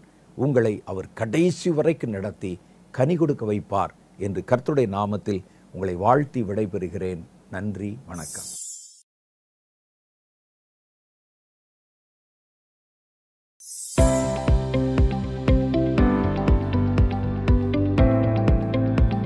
சகோதரர் வின்சென்ட் செலுப்மார் அவர்களுடைய செய்திகளை தொடர்ந்து கேட்கவும் பார்க்கவும் சகோதரர் வின்சென்ட் செலுப்மார் அவர்களின் யூடியூப் சேனலை சப்ஸ்கிரைப் செய்து கொண்டு பெல் ஐகானை கிளிக் செய்து கொள்ளுங்கள். வேதத்தின் காரியங்களை அறிந்து கொள்ளவும், கடைசி கால செய்திகளை பற்றி தெரிந்து கொள்ளவும் மற்றும் ஆவிக்குரிய வாழ்க்கையில் இன்னும் வளரவும் இந்த செய்திகள் உங்களுக்கு மிகவும் பிரயோஜனமாக இருக்கும். தொடர்ந்து இந்த யூடியூப் சேனலை பாருங்கள், மற்றவர்களுக்கும் தெரியப்படுத்துங்கள். கர்த்தர் உங்களை ஆசீர்வதிப்பாராக.